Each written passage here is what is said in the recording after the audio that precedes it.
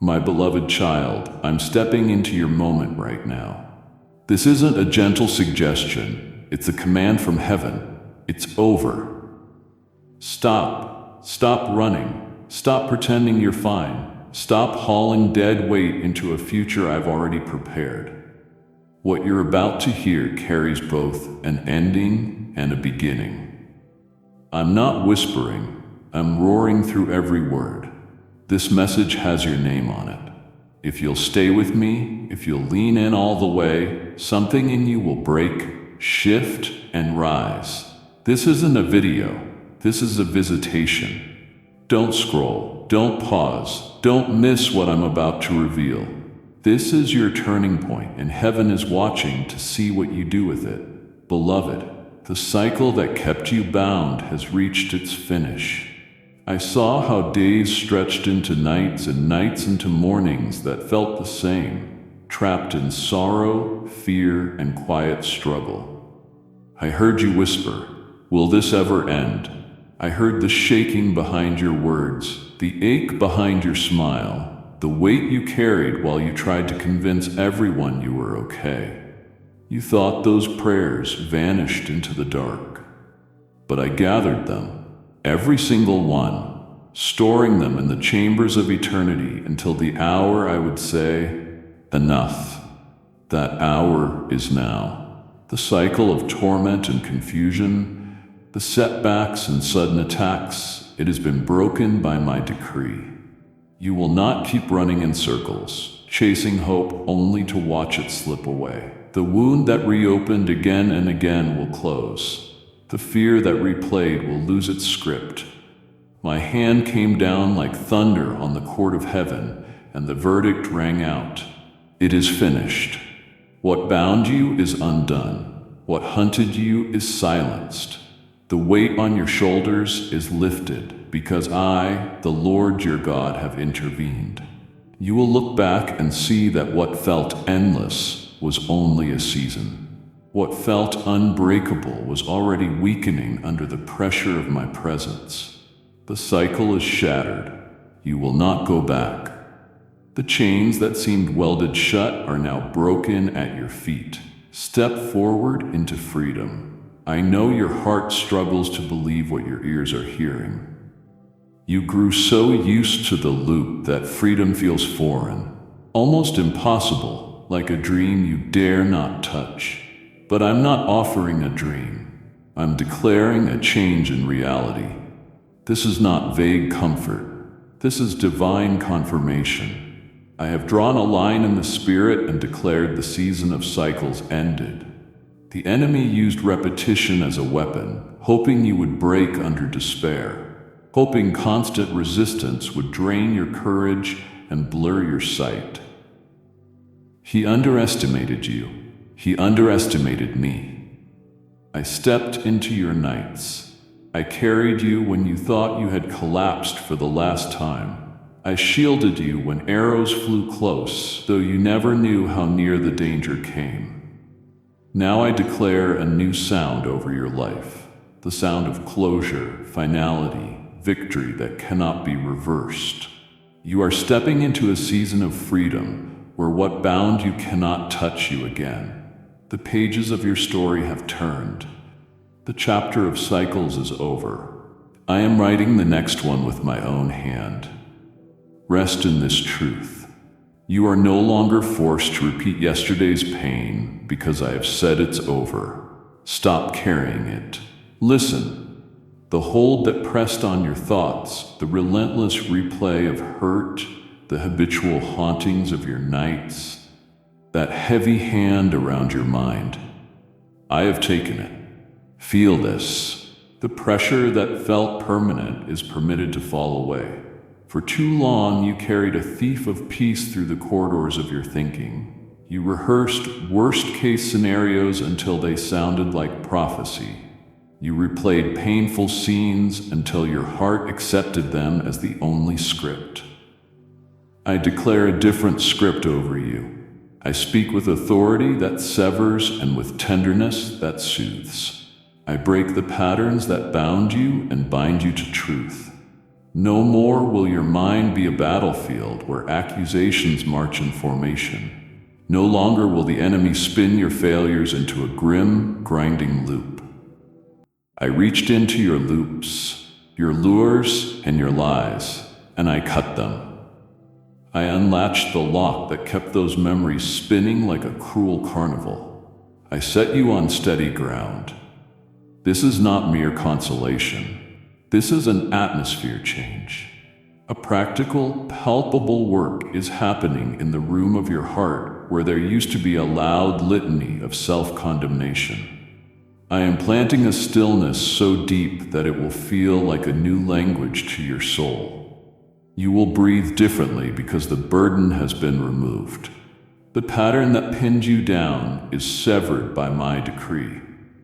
What tormented your mind has lost its grip. Hear me, child. You let habit masquerade as identity. You introduced yourself by your injuries and expected people to drop pity at your door. I'm changing the return address. I'm redirecting your identity into the house of redemption. Identity is not the echo of yesterday's wounds. It is the imprint of my love on your life. I will not let your mind be a museum of misery, where every exhibit is an old scar. I will turn that museum into a sanctuary, where what happened teaches mercy, not misery. Before, your mind was a map of mistakes. Now it will be a map of mercy.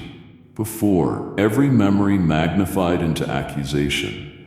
Now every memory will be measured against my mercy and lose its power to sentence you. I am writing new annotations in your heart so old shame cannot authenticate itself as truth. You replayed the horror until you mistook its fiction for fact. I will correct the copy.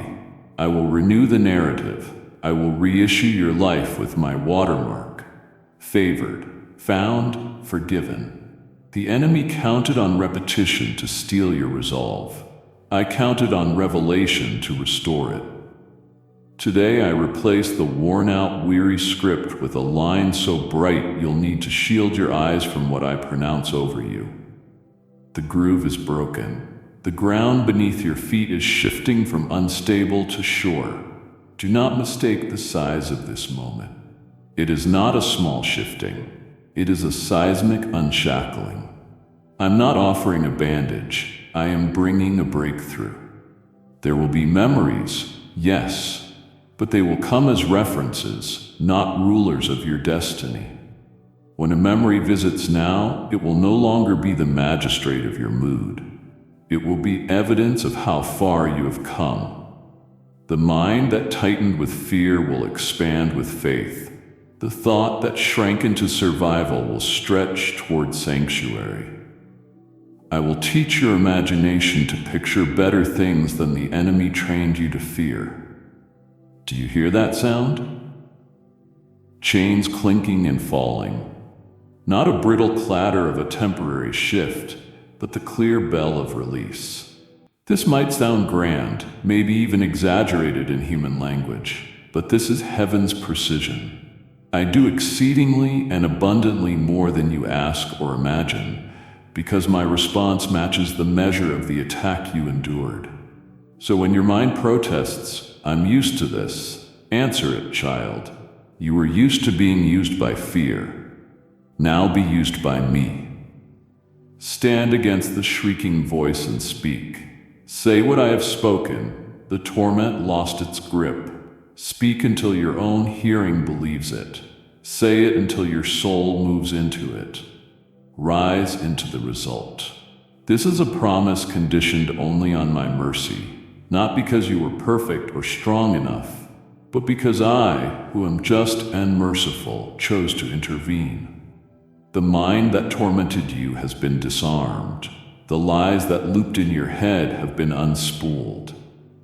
The repetitive record that once played your worst days has been stopped by my hand on the remote of your life. Step into the eye of calm and fill it with new songs. Psalms of gratitude, clarity, and courage. When old thoughts drift in, gently return to my voice. Rehearse my words, not your wounds. Use the tools I give you. Repetition of truth, rhythm of gratitude, contrast between who you were and who you're becoming. Alliteration will anchor you. Freedom from fear, favor for the future. Let bold language highlight hope. I will love you to the moon and beyond. That may sound like hyperbole, but it's only language straining to contain a love too big for words. Take my words into your mouth. The lie has lost its grip. Proclaim it until the proclamation becomes your possession. I will meet your proclamation with manifestation. Believe, beloved. Let the very mind that tormented you become the place where I display my mercy most magnificently. Come close. Let me speak into the stillness of your chest, where old warnings parked like unwanted guests. There were voices, petty prophets with painted smiles, who prophesied limitation over you. You cannot, they said. You are less than, they whispered. These voices were not mine. They wrapped wounded advice in logic and called it truth. They were theft in sheep's clothing. Today I sever their script. I send scissors into every false sentence stitched into your soul. I strip the label from every lie that has been wearing you like an ill-fitting coat. Hear this clearly. I do not allow a whisper to have the last word in a heart I claim as my own. I am the voice that calls mountains by name and moves them. I am the voice that spoke light into being. I will outshout every small whisper that tried to drown your destiny. When critics came, some cloaked in concern, some with cruel smiles, you listened and let their limits become your ceilings. I have come to remove those ceilings. I will break the bullhorns of accusers and bring silence where they once shouted. This is not just trimming words, this is cutting out spiritual sabotage. You will not believe the gossip of the grave. You will believe my gospel of greatness. The voices that lied to you are canceled. The whisper campaign against your future is bankrupt. I have cut their communication and installed a new announcer in your inner court. My spirit, who speaks truth, encouragement, and calibration for your calling. Listen like a child who finally trusts the shepherd. Hear the contrast. Their talk was small, sharp, designed to poke and paralyze. My thunder is deep, steady, reassuring. It rolls with authority rooted in love and purpose. While they whispered, "You will never," I whispered, "You will." While they predicted poverty of spirit, I am producing prosperity of purpose. Use contrast to mark the difference. Before, voices of limitation, now my voice of liberation. Before the tongue torched your hope, now the tongue will teach you truth. Before, your lips landed you in loops of apology, now my lips place upon you a peace that requires no performance. This shift is not subtle. It's surgical. I am excising the murmurs that fed fear and installing marrow-strong messages that fuel your future. Let alliteration anchor you. Lies loosed, life launched. Let the language swell if it must. I'll say it loudly so the lie cannot be heard over it. You memorized their sentences until they became lullabies that lulled you into limitation. Stop repeating their script. Write with me. Replace those tired lines with reality-laced declarations. When the old whisper returns, respond with a barrage of brief, bold truth. I will make it. I will move forward. I am chosen. Use that as your spiritual stock response. Repetition will solidify reality. Not the enemy's repetition, but your repetition of my promises. Say it again and mean it. I am chosen. I am chosen. I am chosen. Let that threefold chorus become the chorus of your heart until the accuser's chatter is a distant, ridiculous rumor. Where once you stumbled at critics, you will stand steady, sovereign in my affirmation. The voice that mocked you will become the echo that verifies my vindication. I am not just a poet of promises. I am a doer of words. I will reconstruct the conversation in your life. I will bring people who speak my language, lift you with my cadence, and reinforce your new song with fresh testimonies and timely confirmations. Doors will open to voices that encourage, not toasts to tolerations that diminish. Opportunities will arrive with people who prophesy possibility, not parcels of pessimism. The enemy's counsel is cut off and replaced with celestial counsel. The whisper network of the past will be replaced with my dispatches from heaven. I will put a new microphone into the mouth of your future, and the commentary will be mine. Hope, healing, holy honor. Step into this new soundscape with both feet. Let the old whispers fall like dead leaves. You are not defined by the echoes of doubt. You are defined by the echo of my well done that I will one day speak into your ear. Practice hearing my voice daily. Tune your heart to the frequency of faith, and I will tune your future to the frequency of favor. The voices that lied to you are cut off. The voice of the Almighty stands in its place. Listen close, not only with your ears, but with the ache behind your eyes, the tightness in your chest, the fatigue stitched into every breath. I see it. The storm around you isn't just loud, it's constant. It has become your atmosphere. You adapted to the chaos like a companion. You made spinning thoughts feel like a second heartbeat. The war of what-ifs, the internal arguments, the unanswered questions that loop like a haunted melody, they screamed louder than my whisper, and I can no longer allow it. So I say, as I once said to wind and waves, peace, be still. I speak to the storm as its creator, and when I speak, the elements obey. This is not a metaphor. This is movement. My words are not decoration, they are demolition. I came to dismantle the dominion chaos claimed over your mind. The storm became your soundtrack, and silence, the real sacred kind, became foreign. I came to flip the script. What you've called normal is not natural in my kingdom. I never intended anxiety to be your compass or fear your familiar. You are not designed to be storm chasers, surviving on adrenaline and spiritual exhaustion. You are children of peace, citizens of calm, heirs to unshakable rest. Today, I am not merely muting noise. I am removing the storm's authority. I break the rhythm of unrest that danced over your thoughts and dreams like a thief in the night. You've woken weary and slept still, battling invisible winds. I am the God who makes silence sacred and calm confirm presence. The evidence that I'm with you is not more noise, but less.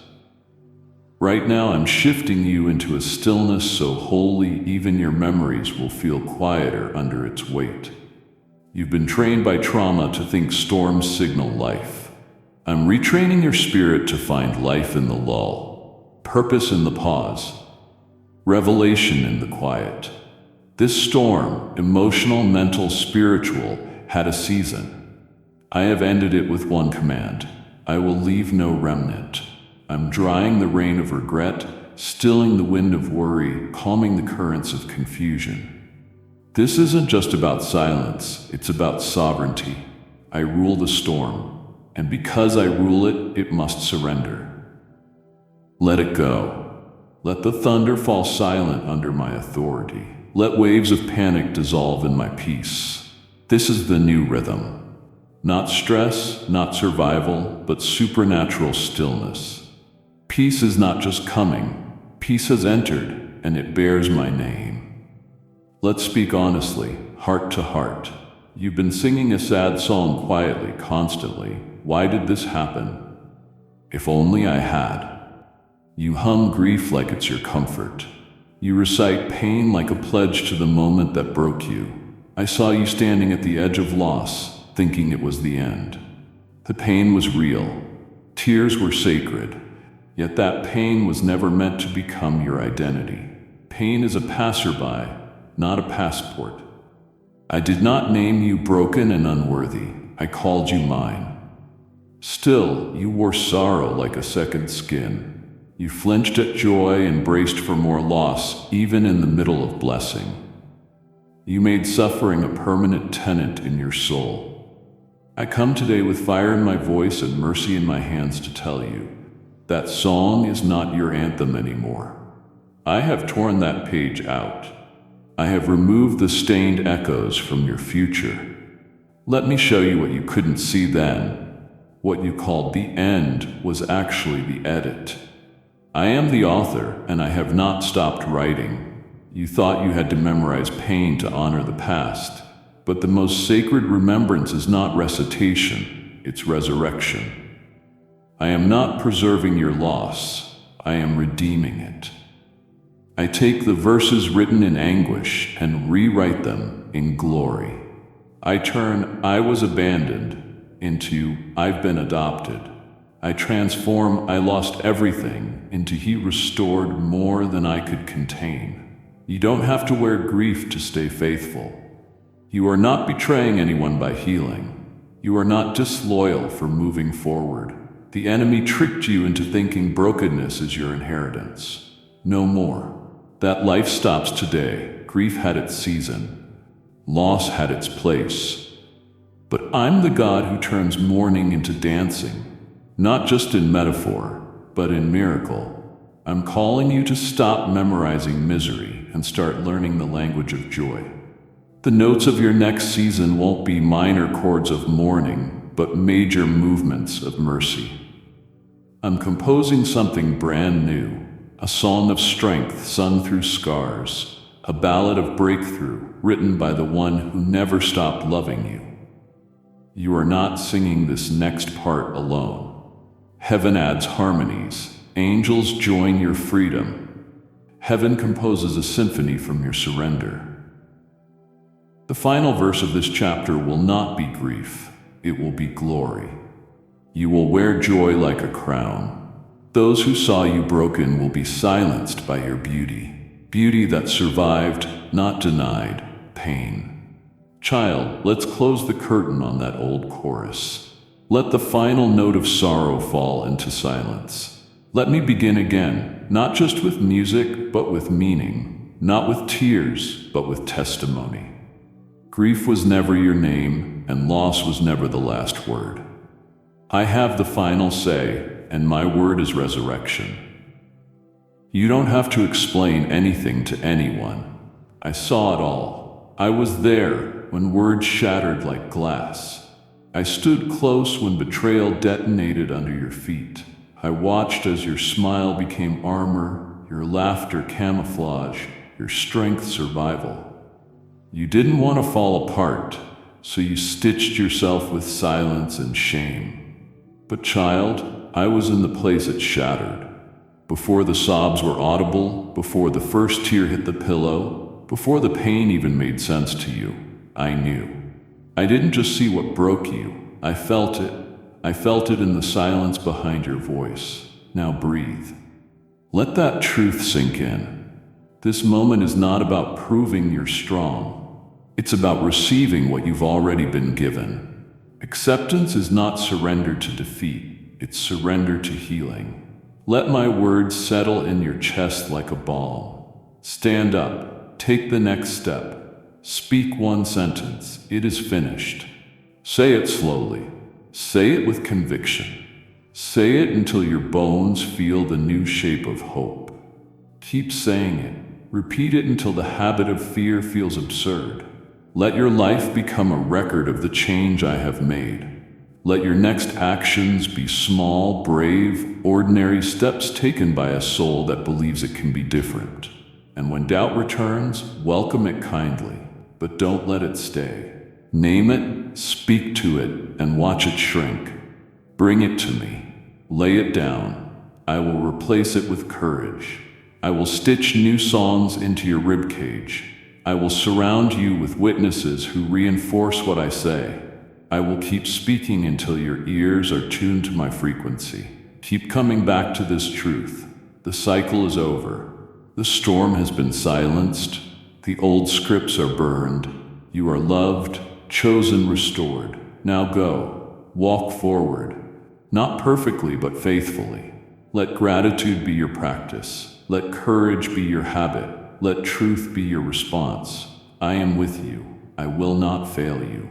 I will not go back on this. The seed of change has been planted. Water it with prayer, with small acts of obedience, with rest. Watch it grow. One day soon you'll look back and barely recognize the person who carried all that weight. That person is gone. Newness is here. Rise into it. Amen. I heard it in the tears you hid from the world. I gathered the sorrow that seeped quietly into your days like a stain no one else could see. Others passed by without noticing, but I, your God, leaned close. I listened to the ache you didn't know how to describe. You were never overlooked. You were being held deeply, securely, completely, within my arms. You've been trying to explain your hurt to people who don't speak the language of your heart. They offer opinions, but I hold the blueprint. You don't have to argue why something wounded you. I designed every corner of your soul. Every echo, every detail, every sacred place within you is fully known by me. You don't have to defend your breaking. You don't have to justify your tears. You don't have to prove that the damage was real. I saw it all. That's why I've been waiting, not impatiently, but intentionally, to speak this truth over your life. It is over, not paused, not delayed, not patched up, finished. I'm not asking you to keep moving while carrying fractures. I'm sealing the wound with a fire only heaven holds. I'm not healing you so it fades. I'm restoring what was stolen and resurrecting what was crushed. What they said, what they did, what you believed about yourself, its grip is loosening right now under the sound of my voice. Listen again, child. I'm ending it. The ache behind your bravest days, the heaviness hiding behind your brightest moments, the bruise that made joy feel temporary. It ends here. It ends now. You won't need to relive it to prove you survived it. I'm not rewriting your redemption with old ink. I'm beginning again. Clean page, fierce grace. You are not defined by your wounds. You are grounded in my purpose. Feel that truth, not just in your thoughts, but in your bones. This isn't just healing. It's closure, wholly undeniable closure.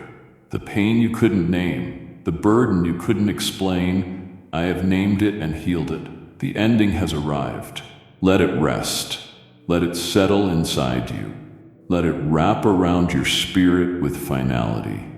I don't need an apology for how long it took to get here. I just need your agreement that this is the moment. The battle ends. The wound closes. The story shifts into glory. So hear me clearly. What I removed was never meant to stay. The door I shut wasn't slammed in anger. It was sealed in mercy. The relationships I released you from, the plans I didn't let succeed, the chapters that fell apart mid-sentence, those weren't punishments, they were protections. But still, I see you standing among the graves of what I buried, digging up memories, revisiting what harms you, reopening what I closed. You are not called to rescue what I've released. You are not an excavator of old pain. You are a carrier of destiny. Stop trying to breathe life into what I declared finished.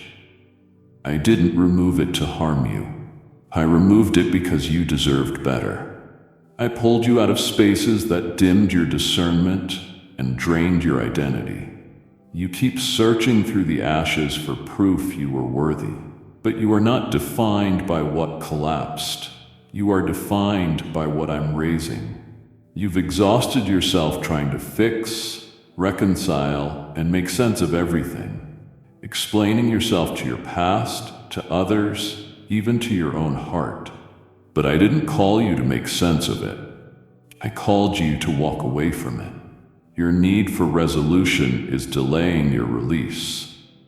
You think closure means everything makes sense.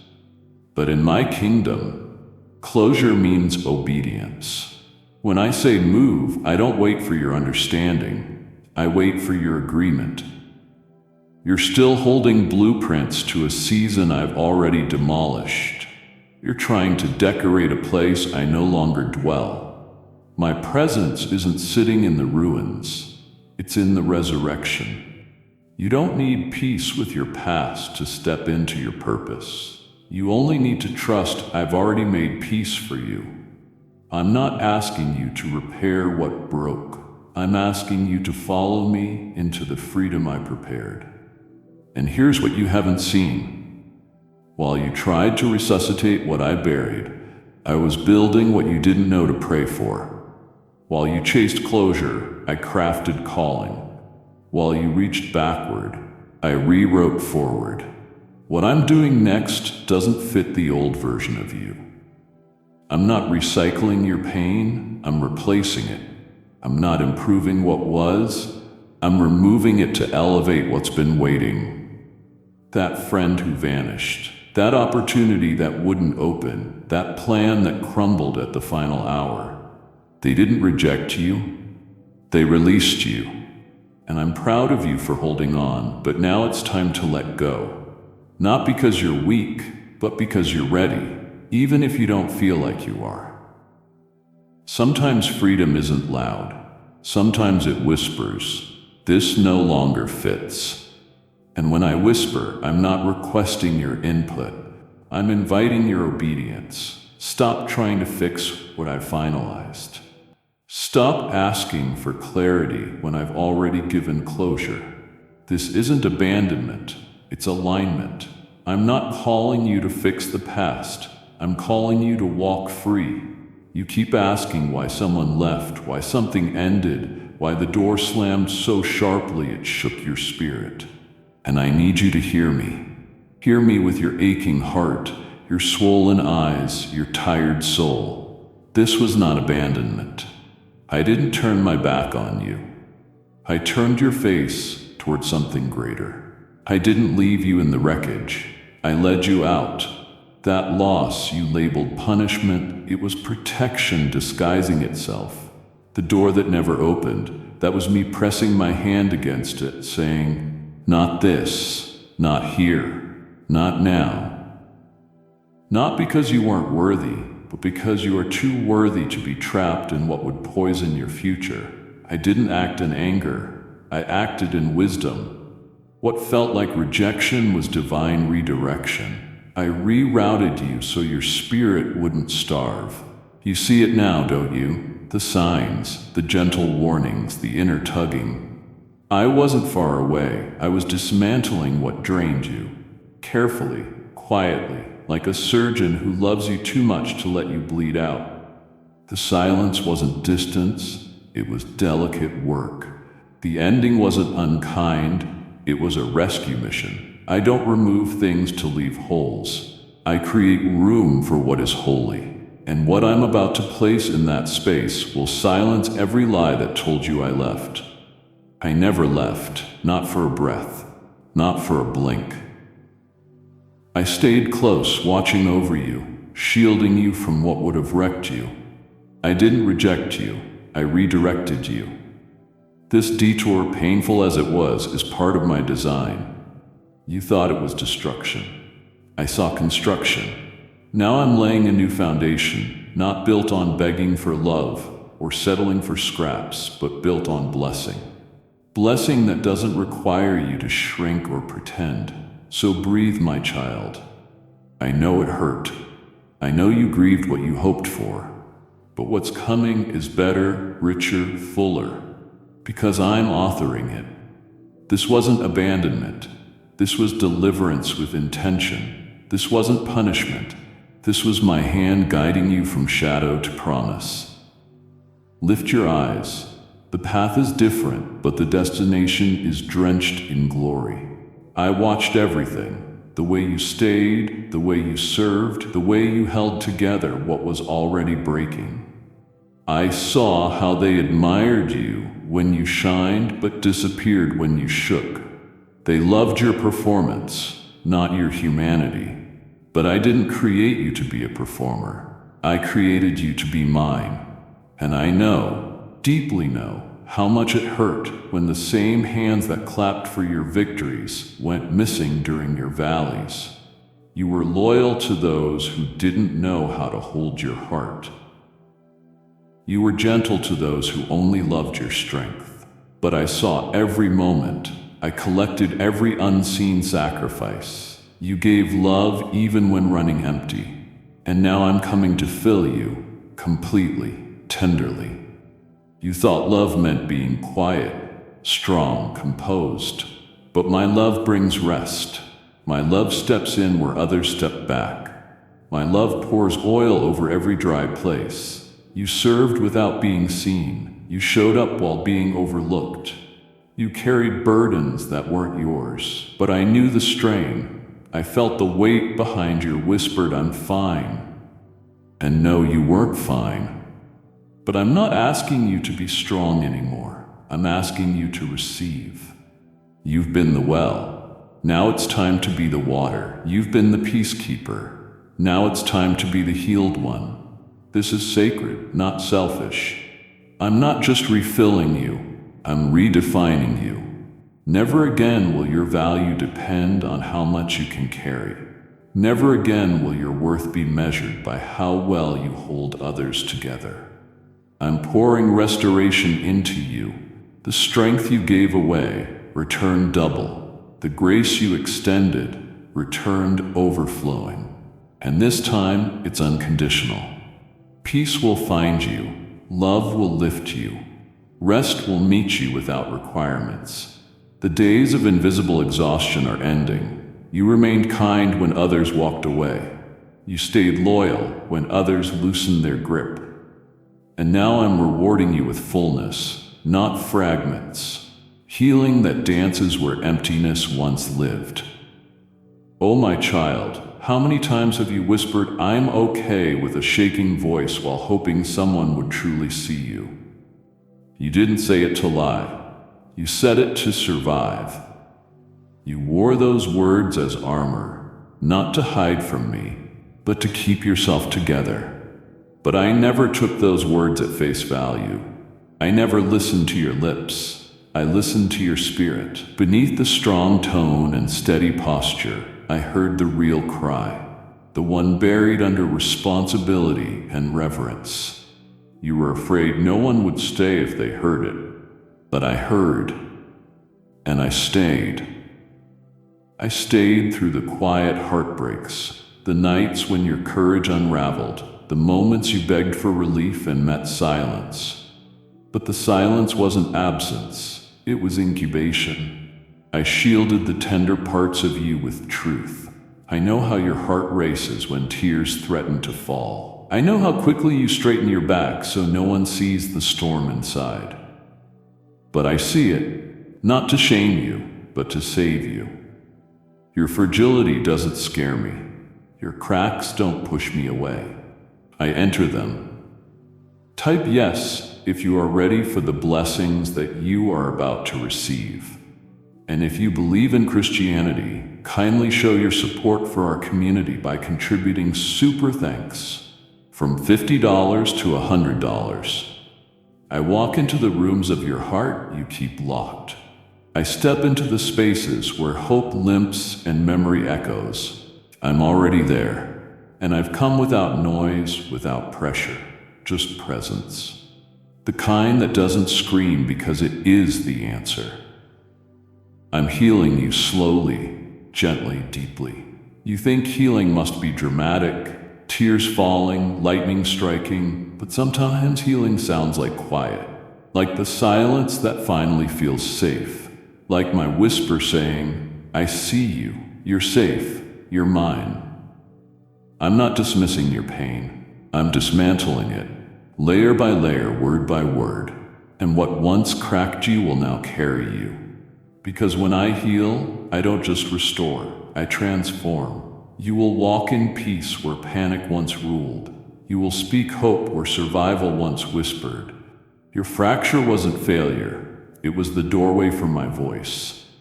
And now that space is filled with me. Child, put the pen down. You keep rereading the same scene, replaying the same hurt, trying to edit a chapter that's already closed. But hear me, it is finished, not as punishment, as permission. Permission to let that page rest. The more you reread it, the more you stay tied to a version of you I've already evolved. A version who thought broken loyalty was noble. A version who made identity from endurance. A version who begged for validation from people who couldn't see. I honor who you were, but I won't leave you there. I resurrect you. And resurrected people don't return to tombs. You don't need to understand pain to make peace with it. I am your peace. The ending wasn't yours to write. It was mine to redeem. And what's ahead won't be built with the pieces that once cut you. I'm not forming your future with shards of old battles. I'm building with truth, with identity, with who you are in me. You were never meant to design a future while dragging debris from old ruins. So stop searching for closure in places I've already walked away from. The story isn't over, but that chapter is. I know you wanted a different ending, a different outcome, but what if this is the better ending? Not because it felt good, but because it produced something holy. You don't see it yet, but I do. I see roots growing where ruin once stood. I see beauty rising where storms once screamed. Let me be your plot twist. Let me be the miracle after the credits. You thought it was over, but I was just beginning. I write resurrections, not just recoveries. I don't take you back to who you were. I lead you into who you're becoming. The future I prepared doesn't require you to fix the past, only to trust me now. My promise moves forward, never backward. So close the old page. It's a prologue, not a prison. You've been waiting for certainty, for another sign, for something louder, brighter, undeniable. You whispered, God, just one more sign. But I've been sending signs, conversations, dreams, scriptures, stirrings, and still you hesitated. But now hear me. You don't need another sign. This is the one, this moment. These words. My breath is filling your atmosphere. My authority is landing in your spirit. No more delay. No more doubt. This is your final confirmation. I'm not speaking softly. I'm speaking with finality. My breath carries closure. You've been standing at the border between familiar and freedom. But you can't carry resurrection while clinging to what's dead. You've mourned long enough. Cried long enough. Fought long enough. And now I speak, the same voice that calms storms and calls tombs to open, and I declare it is broken. That cycle, that addiction, that guilt that lingered like smoke, that fear that froze your steps, broken. This is not symbolism, this is spiritual authority. I didn't wait for your strength, I waited for your surrender, and now my voice will be louder than your wounds. What haunted you ends here. What felt normal will no longer be your narrative. I'm erasing the script of defeat and writing a story stamped with victory. No more waiting, no more bargaining, no more wondering if freedom is coming. It's here. The breath you just took is confirmation. These words are your closure. The weight you carried has lost its right to stay. This is not the beginning of the end. It's the end of what never should have begun. Rise, stand, walk. The thing you feared would never break has just fallen. And now that you've heard me say it's over, know this. What I did in you, I will do through you. I created you to flow, not hold. As I pour healing into you, I ask you to pour hope into others. Your support, your giving, your yes, it becomes a seed that sets others free. When you sow into the place that spoke life to you, you don't just support content, you fuel deliverance. This is holy ground. What you give becomes oil to keep the flame burning. I'm speaking gently but clearly. Give where you were fed. Go now to Super Thanks, membership, or the link below. Sow into the freedom that multiplies. There's a cycle, a quiet, painful loop of hope rising then collapsing. You felt it, you trusted and ended up bruised. You believed and ended up disappointed. People promised light but brought shadows. Opportunities that looked divine led you into discouragement. I know what that does to your heart. It makes you cautious with joy, hesitant with hope, guarded with healing. But I didn't design you to live emotionally braced for impact. I didn't create you for cycles disguised as timing. So now, not tomorrow, not when you feel ready, not when others approve, now it ends. Now I step in and declare the cycle is broken, permanently, completely. You will not repeat what nearly destroyed you. You will not circle that mountain again. You will not keep reopening graves that should have stayed closed. This is not another temporary relief. This is permanent release. You grew used to a rhythm of almost healing, of partial fixes that never lasted. That pattern began to infect your faith and whisper that maybe complete healing isn't for you. Maybe you only deserve partial peace. I reject that lie. I don't do halfway healings. I don't hand out partial breakthroughs. I finish what I start. I have started a new work in you, not just to interrupt the cycle, but to destroy it. You will not need to brace for relapse or emotional whiplash. The thing I removed will not come back. I'm not giving you a momentary victory. I'm releasing a movement rooted not in trauma, but in truth, fueled not by pressure, but by peace. This cycle ends now with decisive finality. I have declared no more. And when I do, the powers that fueled the cycle lose their hold. Listen, you are not cursed. You are chosen. The patterns that haunted your parents, the silent shame passed down, the emotional residue from before you were even aware, they stop with you. You will not pass on what tried to pass through you. You will not inherit instability as your normal.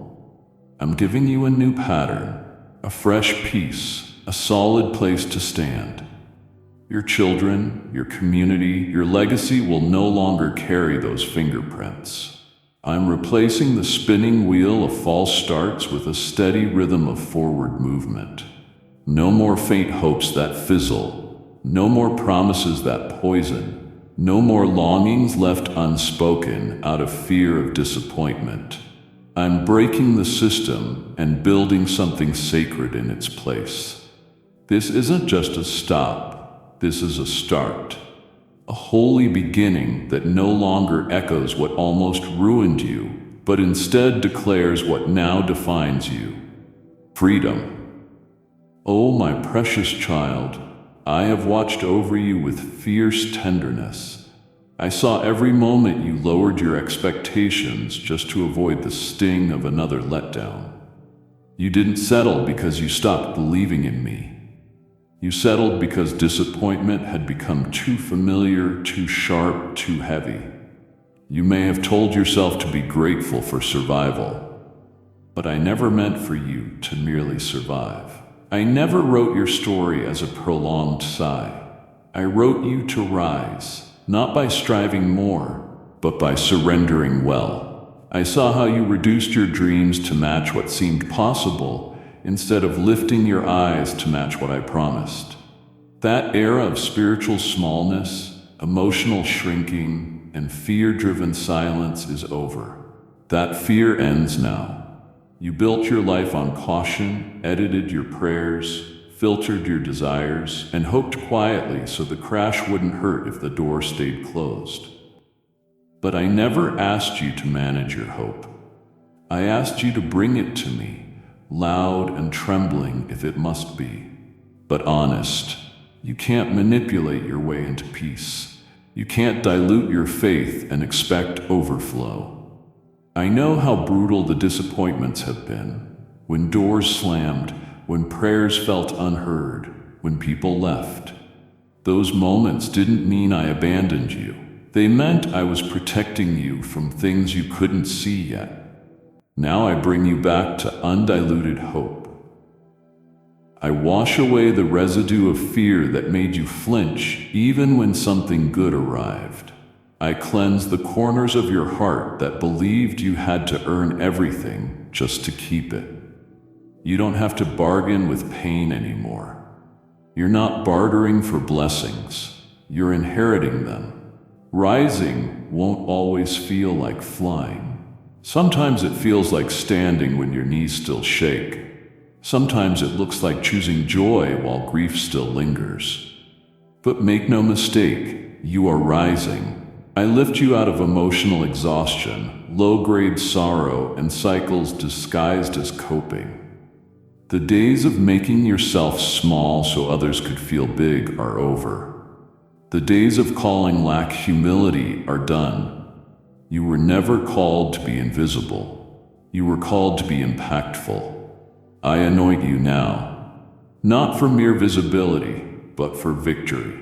A victory that needs no applause, a rising that doesn't wait for consensus, only obedience. So rise, child, not by your performance, but by the power of my promise. It's not just time, it's my time. I call you up, out, forward, higher than you've dared to hope.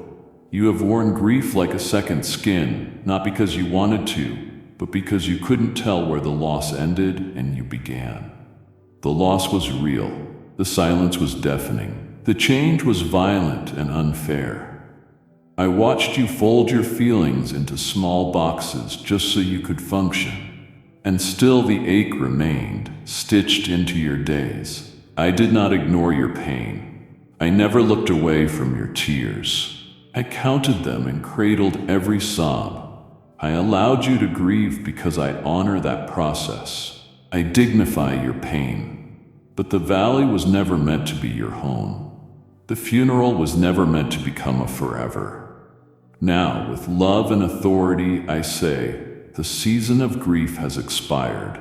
The time of mourning has run its course. I'm not brushing it aside, I'm walking you out. Yes, I gave you space to collapse, room to scream at the silence, a place to ask the unanswerable questions. I let you lie on the floor with clenched hands, and I stayed there with you. But now I extend my hand, not to rush, but to raise you. The ashes have spoken long enough. The memory of what you lost had its place, but it is not your future. You buried parts of yourself along with what was taken, a version of you that believed joy was betrayal, that lightness was disloyalty, that healing meant forgetting. None of that is true. You are not moving on, you are moving with me. With me, nothing is wasted, not time, not tears, not the deep love that broke your heart. I carry it all. I carry you. Now I carry you. It may feel strange to smile without guilt, to laugh without apology, to dream again. But these are not signs of forgetting, they are signs of healing. Resurrection works from the inside out. You will remember, yes, but memory will not destroy you. You will love again, and it will not haunt you. I am not taking your memories away. I am restoring their meaning. You may have wondered if healing was allowed or if joy was appropriate. I tell you, joy is holy, and it is returning, unannounced, unexpected, undeniable. The cloak of sorrow is falling. The heaviness you treated like a badge of honor is being replaced with garments of praise. You don't have to apologize for surviving. You don't have to justify your joy. I declare the end of that season. Grief taught you. It softened you to deepen you, but it no longer defines you. Come with me. Take my hand. The season has shifted, and we walk out together. I know the weight of your patience. I know how many nights you whispered apologies into the dark for staying longer than you should have, for loving more than was healthy, for hoping when hope hurt. You carried guilt for the seasons you extended your loyalty, thinking endurance equaled virtue and silence signaled strength.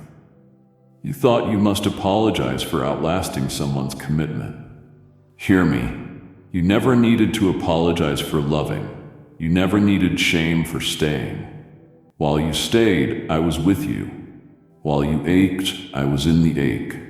While you faded, my borders held you. I saw every moment you lowered defenses to make peace, every apology you wrote silently in your heart. I know how the walls around you cracked, how your smile trembled. But even then I saw, and I did more than see. I protected, preserved, positioned. You don't need to apologize for bravery. I honor it in the broken places. I always fight for you. I never left you in the storm. I didn't watch from a distance when betrayal crept in. Every time the world said no, I said yes. Every time your faith trembled, I whispered promise. Every time your heart wanted to give up, my love held it steady.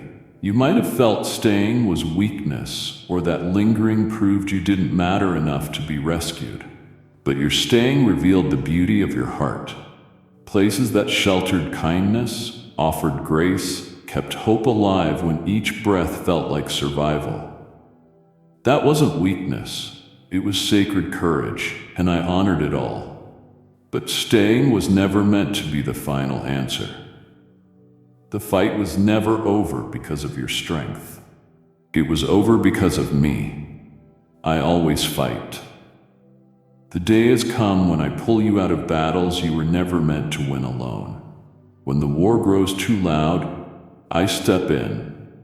When the fight feels too long, I bring the breakthrough. You don't have to apologize for believing in faithfulness when others didn't show up. You don't have to apologize for standing when rest seems safer. I was there in the unseen. Your apology is not needed. Your healing is now at hand. I fought. I protected. I delivered. I saw the loyalty you offered when no one returned it. I collected the tears you hid. I heard the prayers you whispered alone. Now with authority, I declare you free from the shame that hovered over endurance. What you endured, I encompassed. What you carried, I carried. What you believed when no one else did, I honored. Let my strength cover your ashamed places. Let my love affirm your worth. Let my faithfulness become your rest. You don't need to apologize. You need to receive, because I have already fought, and now I give you victory. How many times did you swallow laughter to keep the room calm? How many evenings did you dim your light so someone else could shine? How many mornings did you sacrifice your thrill so peace could remain in someone else's house? You traded joy piece by piece for the comfort of others, shrinking your needs so no one would be offended. You thought your desires were selfish. You believed giving up was love. In that, you lost parts of yourself and quietly gifted them away. I saw your joy tucked in corners, collecting dust. I saw your light dimmed not by the outside dark, but by the doubt inside that thought shining was too much. My heart carried the weight of your hidden smiles and secret sacrifices. I remember, but I always meant for your joy to be abundant, not borrowed. I intended you to shine, not just for others, but for me. Laughter was meant to be part of your worship, delight part of your daily. You were made for more than conditional kindness and people-pleasing. Your joy is not a luxury, it's essential. When you denied it, I grieved, because what was lost wasn't just your peace, but your witness. When you minimized what thrilled you, something beautiful was hidden. I understand the cost, the unspoken dreams, the hidden gifts, the moments you wanted more but settled for less. All that you did in love, sacrifice, and fear weighed on your soul. I have been clearing space in heaven for what you lost. Now I begin what I started. Restoration. Restoration of the joy you gave away. Restoration of the spark you thought you had to hide. The parts of you that were silenced, I speak loud again. The dreams you abandoned, I wake up. The laughter you muffled, I unleash. I reclaim every smile, every delight, every moment you traded away. You will have them back, not as replacements, but as resurrection. Not as afterthoughts, but as new awakenings. I restore what you surrendered in good faith. What was sown in surrender, I harvest in hope. What was buried in humility, I raise in honor. What you released because you thought it was too much, I return because it was always precious. You will walk forward with unashamed joy. Your soul will radiate delight. You will no longer dim your voice for comfort or silence your laughter for peace. You will own your brilliance and drink from sources of delight you thought were closed. I will be with you in every burst of laughter, in every reclaimed dream. Let the loss of joy mark what's coming, not sentence you to endure. For the rest of your days, choose joy, not as compromise, not as something earned, but as something you live, because I made it so. I saw what you traded, and I see to the end. Now I give back what you forfeited to keep peace. This restoration won't be quiet. It will be a roar. It will be rejoicing. It will be a journey of testimony that proves you are worth delight. Receive it now, child. I know the thoughts that keep you awake, the what-ifs that chase your peace like shadows. I heard the blame you whispered long after others forgot.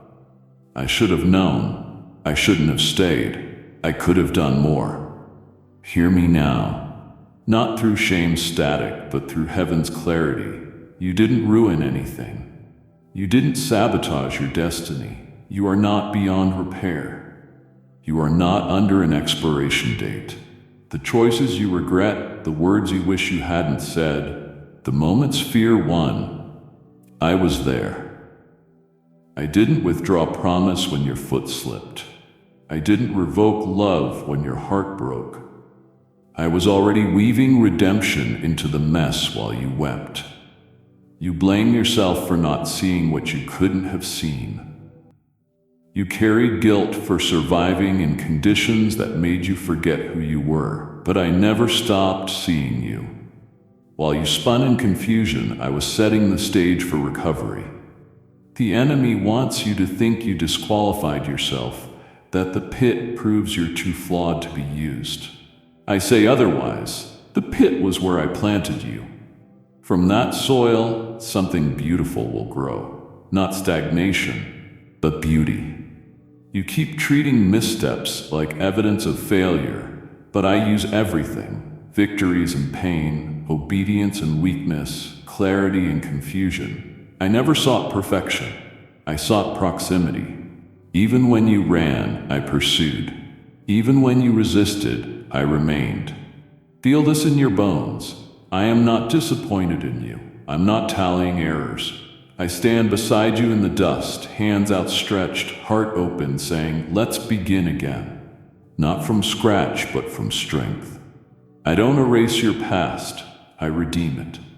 I use chaos to shape compassion, mistakes to form wisdom, wounds to grow discernment. The road behind you wasn't wasted. It was necessary. Not because I willed your pain, but because I use it.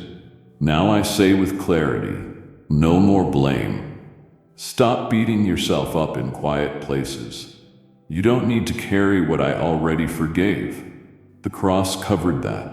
My blood handled that. Stop blaming yourself for what I have already woven into your story of deliverance. Come back to beauty. I am still writing it. You spent so much of your life trying to earn what was always free. Performing for love, striving for acceptance, over-explaining to people who never understood. You tightened yourself into someone else's mold to keep the peace. Somewhere deep inside, a fear whispers, if I mess up, they'll leave. But I do not change my mind. I didn't choose you because you had it all together. I chose you because I made you. I love you now, in the mess, in the process, in the half-healed places. I don't need your perfection, I want your presence. Hear it clear. I loved you before the apology, before the progress, before healing began. My love has no back door, no fine print, not conditional on your next good deed. It's anchored in who I am, not who you will become. It is unshakable. I don't walk away when you're weak. I draw closer. I don't flinch when you fall. I hold. I don't keep a list of flaws. I keep a record of faithfulness. That record always ends in redemption. Keep going. Keep wrestling. Keep bringing your questions, your contradictions, your half-made prayers. Come real. That's where I dwell. Not in the polished, but in the present. Not in the perfect, but in the pursuit. Rest, child. You're mine, not for what you do, but because of who I am. I am your father, your defender, your refuge, your home. I will never love you less, even while you're still figuring it out. And every move you make toward me, even the shaky ones, I see them as holy. If your heart is still unsure, let me make it plain. You are mine, still, always. Come here, child. You've carried strength like a heavy coat, a role you didn't pick but felt forced to wear, for them, for the family, for your friends, for everyone but yourself. You've been the one people leaned on, the quiet well they kept drinking from, never realizing you were running dry. You've held everything together, plans, emotions, peace, prayers, and along the way you hid pieces of yourself, your softness, your tiredness, your unmet needs. You convinced yourself it was noble, even holy, to never let your knees give way.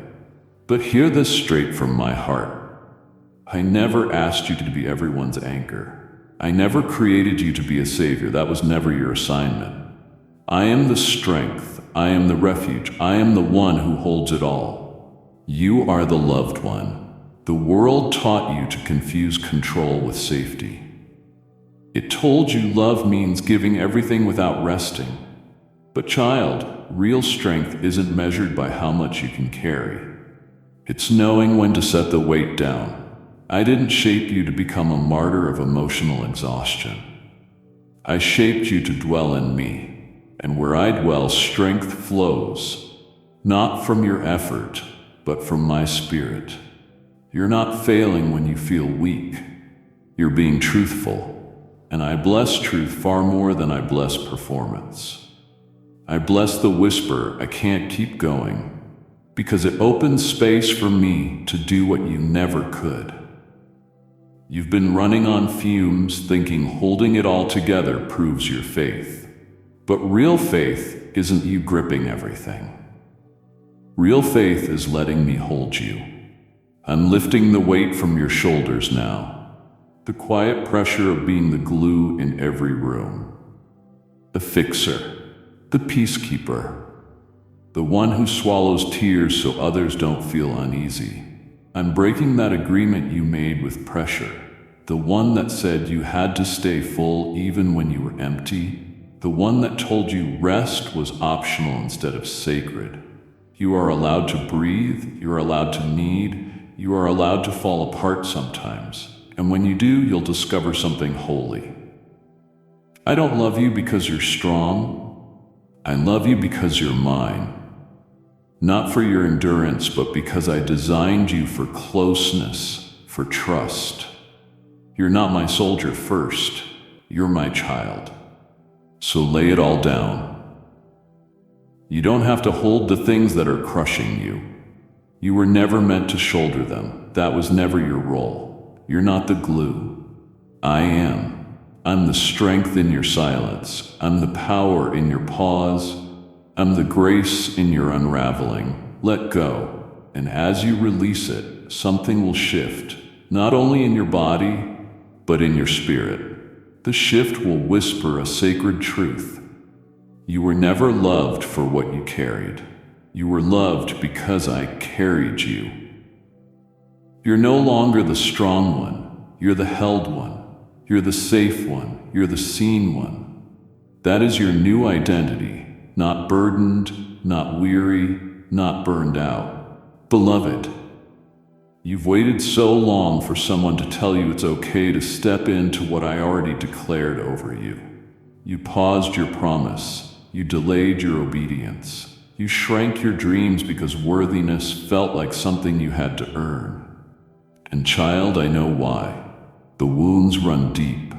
People made you feel small when you dared to dream big. Culture told you to wait your turn. Religion sometimes told you to shrink so others wouldn't feel uncomfortable. And somewhere in the middle of all of it, you believed worthiness was a trophy instead of a truth.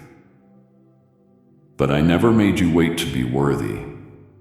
I made you worthy from the very beginning. Your first breath, your first heartbeat, the first time your name echoed through heaven. I called you mine. That identity doesn't expire. It doesn't get downgraded. It doesn't get renegotiated when you fall short. Worthiness isn't something you reach. It's something I placed on you. I've watched you disqualify yourself again and again, not because of what others said, but because of your own voice. I'm not ready. I'm not enough. I'm too broken. None of that came from me. You've been rehearsing lies like they were requirements. You've been waiting for a moment that feels safe before you leap, not realizing the leap activates the grace. You don't need more confirmation. You need more courage, because I have already confirmed the calling, the identity, the destiny. You don't need to audition for what I've already chosen you for. You don't need to compete for what I've already customized for you. I didn't just pick you. I shaped you. Every detail of your design shouts worthy. So stop waiting for applause. Stop waiting for permission. Walk in it before they understand, before they approve. Because if you wait for the world to catch up, you'll spend your life chasing validation. I never meant you to need. I didn't call you to follow their timing. I called you to follow my voice.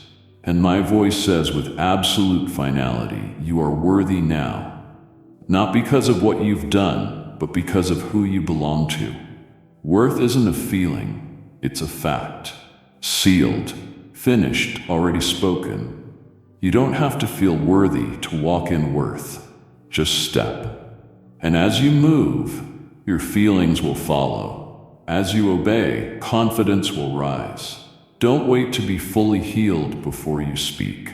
Don't wait to be fearless before you show up. Show up with the tremble. Show up with the question. I walk with the brave, and bravery isn't the absence of fear, it's the presence of me. So go, child, write the book, launch the vision, speak the truth. Build what I placed in you. Heal the hurry. Love again. Trust again. Rise again. Don't wait for your feelings to validate what I've already declared. Heaven already shouted your name. The angels already heard your assignment. The world may not see it yet, but they will.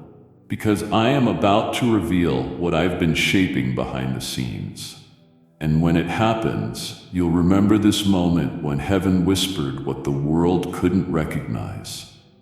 You are worthy. You always were. You always will be. My beloved, I know the voices that bruised you. The ones that said you weren't enough. The ones that graded you by impossible expectations. The ones that told you your best still fell short. I heard every echo of those words in your mind. I saw how they dimmed your joy. I felt the weight they pressed on you like stones. But listen to me. Every time they said you didn't measure up, I measured you by my love. Every lie that said you lacked something, I already supplied everything. You didn't miss your calling because of your weakness. You didn't fail because you weren't capable. Their standard was never my standard. When the world measures with numbers and noise, I measure with mercy. Deep, unshakable, blood-bought worth. You don't need to keep chasing approval that never satisfied you. Come drink from me. Drink truth. Let my love soak into every place rejection tried to drain. You've been trying to prove yourself worthy. In relationships, in work, in ministry, trying to show up strong every single time, hoping someone would finally say, "This is enough." Hoping that another sacrifice, another yes, another suppressed need would finally earn you appreciation. But in all that striving, you swallowed lies, tasted bitterness, carried shame, and I never asked you to earn my gaze. I never demanded performance to hold my love. The moment you were reborn in me, I redeemed you, crowned you, called you mine. Loved, not because of what you would do, but because of what I already did. The cross is my proof. The empty grave is my triumph. Sin, failure, weakness, none of these decide your ending. They are the backdrop where my grace shines brightest. So stop trying to match their standard. Stop comparing your struggle to someone else's highlight. Drink my truth. Bathe in my acceptance. Let your whole being learn this reality. You are enough because I am enough for you. Now tell your spirit this. I am worth far more than what others told me. Let that truth rise until you stop searching sideways for validation.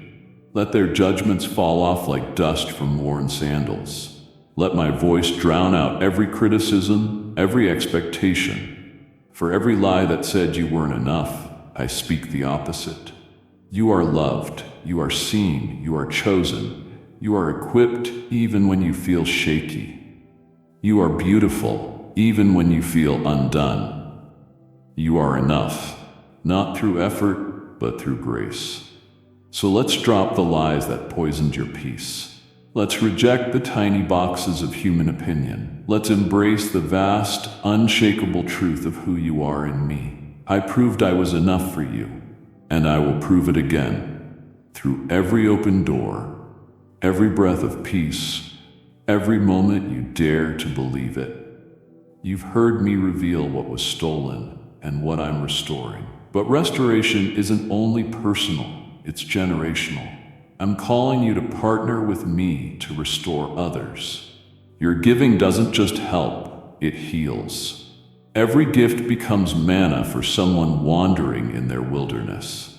Every seed you sow sends this word to someone who is about to give up, someone who will only keep breathing because they hear this message. My word says, bring all the tithes into the storehouse, so there may be food in my house. You are the one I'm using to fill my storehouse so I can feed the weary again and again. Don't wait for another sign, I am giving it now. Go to the super thanks, the membership, or the PayPal link below and sow into restoration, not just for yourself, but for a world starving to know they're not alone. My child, I know the story behind you. The disappointments, the betrayals, the seasons that felt endless. I know how those memories built quiet walls around your heart. Walls shaped like caution, walls shaped like fear, walls whispering, if this happens again, I won't survive it. You carry what happened as if it must dictate what will happen. You drag old pain into new opportunities, expecting the past to repeat. You pray for tomorrow with your lips, but your heart braces for disaster. And so you stay on the sidelines, avoiding risk, avoiding hope, avoiding stepping out because what you hoped for once didn't arrive. But I am here not only to comfort you, but to redeem you. Your fear doesn't surprise me. I expected it. I know the lessons pain taught you, many sharp, many bitter. But hear me, those lessons are not your destiny. The pattern is broken. The tie between your future and your past hurt has been severed. I am teaching you to hope again. I am rewriting your tomorrow. Yes, I know what it feels like when hope betrays you. I know the questions you've asked in the night. I know the plans that fell apart. I know how sudden endings taught you to doubt joy. But I also know what it means to walk with me. I know my promises. I know my faithfulness. And I know what I do with shattered dreams. I gather them. I sift through them. And I turn the debris into soil for new life.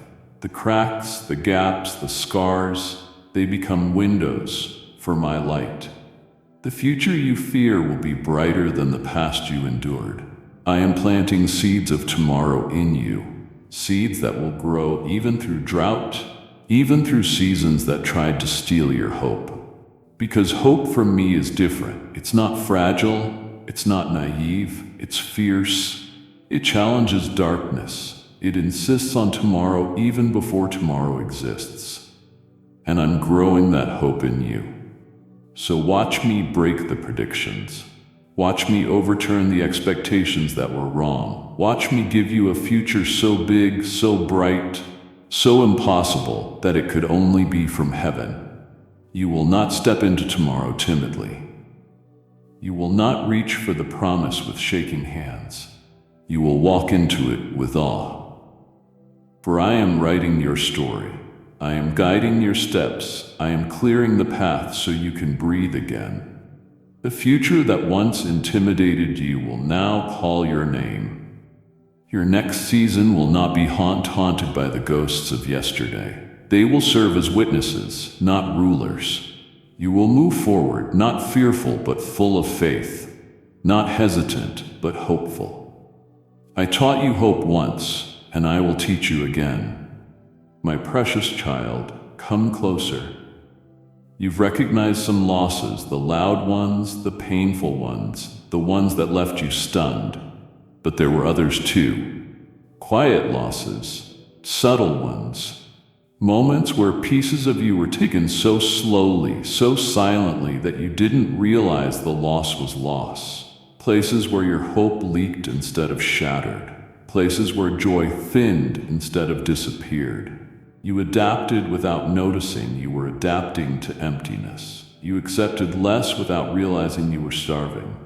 And I saw every bit of it. I watched what was taken behind your back: peace, identity, trust, rest. And I kept record. Not to shame you, not to point out how long you endured lack, but because I am a restorer. I notice what others miss. I track the sacrifices no one sees, the silent surrenders, the slow erosion of your soul. I saw it all. And child, I'm not just restoring what you know you lost. I'm restoring what you forgot you had. You thought you were simply surviving, but some survival habits came from unspoken grief. Grief you never named.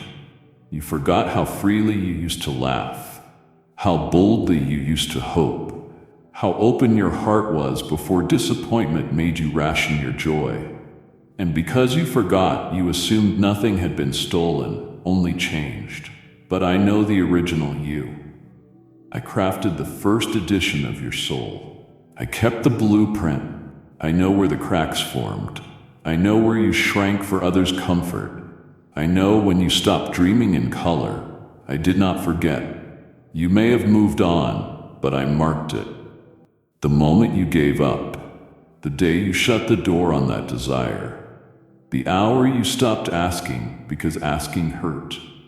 I was there, I wept with you, and that day I made a promise. I will restore the years the locusts ate, and now I speak it again, not softly, but with power.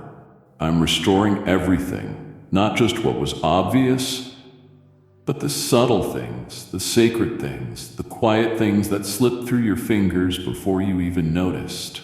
Restoration doesn't just return. It multiplies. It rebuilds stronger. And I'm not asking you to track every gap. I already did. I already wrote the redemption. I'm only asking you to receive. Receive what you didn't know was missing. Receive the lightness in your spirit that feels unfamiliar but once was natural. Receive the overflow of peace, the return of identity, the awakening of the version of you pain tried to erase. Breathe, beloved. The thief has been exposed. Heaven has spoken. What was stolen, quietly, gradually, even generationally, is being restored with interest. You don't need to name every loss, I already have. You don't need to know where to begin. I am the beginning, and I'm placing back in your hands what I protected while the enemy assumed you'd never notice it was gone. Restoration isn't coming. It has started. You felt it lately. The tension, the pull, the discomfort in places that once felt like home. What used to bring peace now feels too small. What once made sense now feels confusing. You've wondered, did I change? Did something break? And yes, something did shift, but not how you fear. You're not breaking down, you're breaking out. You're not falling apart, you're expanding. You're outgrowing the spaces that once held you, emotionally, spiritually, relationally, mentally. I designed you for growth. I placed divine hunger in you that would refuse to settle in small places, and that hunger is waking up. That stirring inside you isn't rebellion, it's revelation. I am calling you into more. And the tightness you feel isn't punishment, it's proof your spirit is stretching. You keep trying to fit into old rhythms, old friendships, old mindsets. You try to force peace in rooms where you no longer belong. But hear me, you've outgrown the smallness that once made you feel safe. That doesn't mean you're ungrateful. It means you grew. And growth is holy. When a seed becomes a tree, it must break the ground. When a bird learns to fly, the nest becomes too tight. When new wine comes, it needs new wineskins. You are not wrong for feeling like you don't fit anymore. That discomfort is confirmation. I am calling you out of limitation, out of old identities, out of relationships rooted in fear, out of narratives that said your voice was too much, your dreams too loud, your calling too dangerous. You have outgrown that version of life. Now I'm calling you into something larger. And yes, it feels scary. Yes, it feels like loss. Yes, it feels like stepping into the unknown. But this isn't death. It's delivery. This is what birthing feels like. The pressure, the stretching, the trembling. I'm not pushing you out to punish you. I'm releasing you so you can rise. You're used to blending in, but now I'm asking you to stand out. You've spent years adjusting to fear. Now I'm calling you into faith. Don't shrink to make peace with rooms I'm asking you to leave. Don't apologize for needing more when I'm the one expanding your territory. What held you before was right for that season. But the season has shifted, and I don't just change seasons, I transform my children. And you, beloved, have been transformed. So step forward, step out, type yes, if you are ready for the blessings that you are about to receive. And if you believe in Christianity, kindly show your support for our community by contributing super thanks from $50 to $100. You don't need every detail. You only need yes. The stirring in your chest is me. The restlessness in your sleep is me. The dissatisfaction with what once worked is me. I'm enlarging your capacity. I'm widening your path. I'm breaking ceilings that were never meant to contain you. And though the future may feel unfamiliar, remember this. I've already gone ahead of you. I prepared it before you knew to ask. Trust the stretch. Trust the discomfort. Trust the call. You have outgrown what was. Now you are stepping into what will be. Child, why do you treat your healing like a debt you owe me? Why do you tense up when your heart needs more time? As if slow means failure. I see the pressure you place on yourself, the quiet voice saying, I should be past this by now, or I'm still broken, so I must be behind. But listen to me, not shame, not accusation, not the voice of delay. You haven't fallen behind. You are standing exactly where grace is touching your life, exactly where I am meeting you. And I need you to receive this, not as advice, but as a word spoken straight into your spirit. Stop punishing yourself for how long the process is taking. Stop deciding your value based on how fast you think you should be moving. I never asked you to heal on a deadline. I never required perfection before I offered peace. I never stepped back from you because your journey didn't happen as quickly as you hoped. I've been patient with you, not because I'm tolerating you, but because I've been loving you fully and consistently. Somewhere along the way, you absorbed timelines created by other people, or timelines shaped by your own hurt.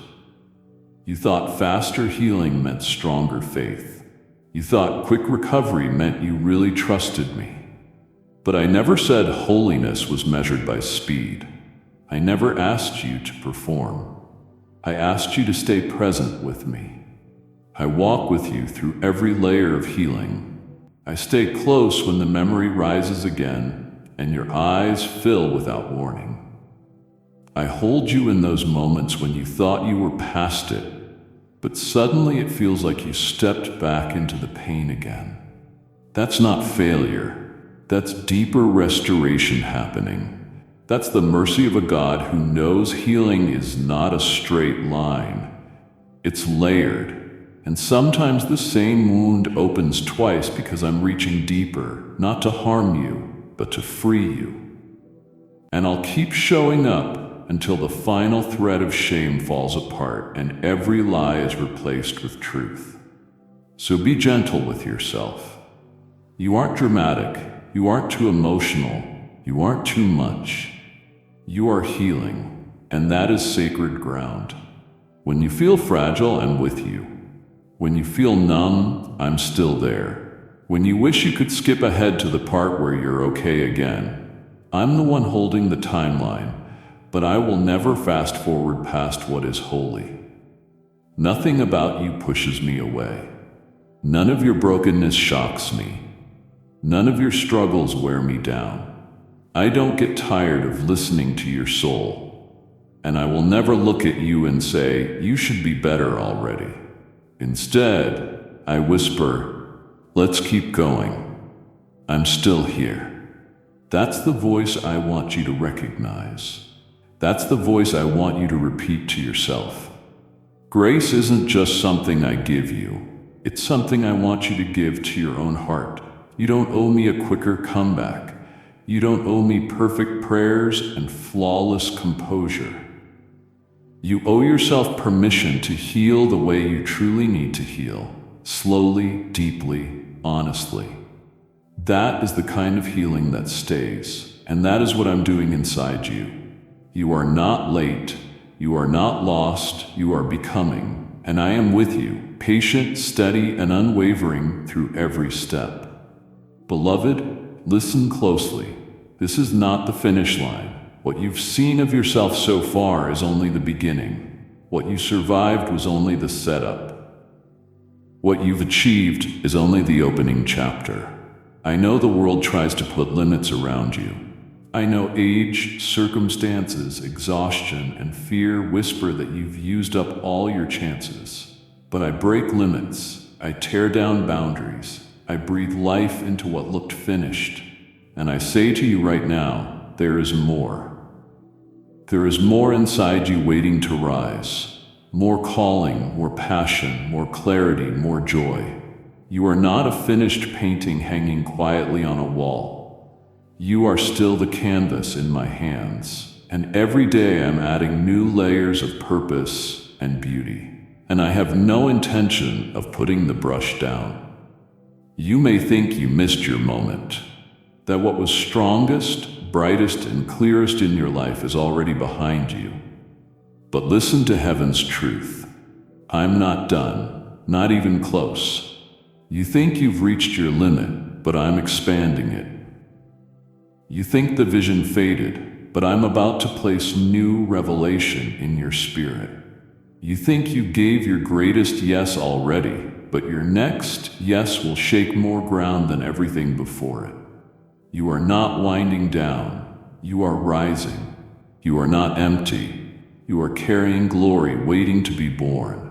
And what I'm preparing to release through you will surpass logic, time, history, and human expectation. It won't make sense because it isn't coming from human power. It's coming from me. You've seen small previews. You've tasted impact. You've walked in authority. But I'm about to unveil a dimension of your purpose you have never imagined.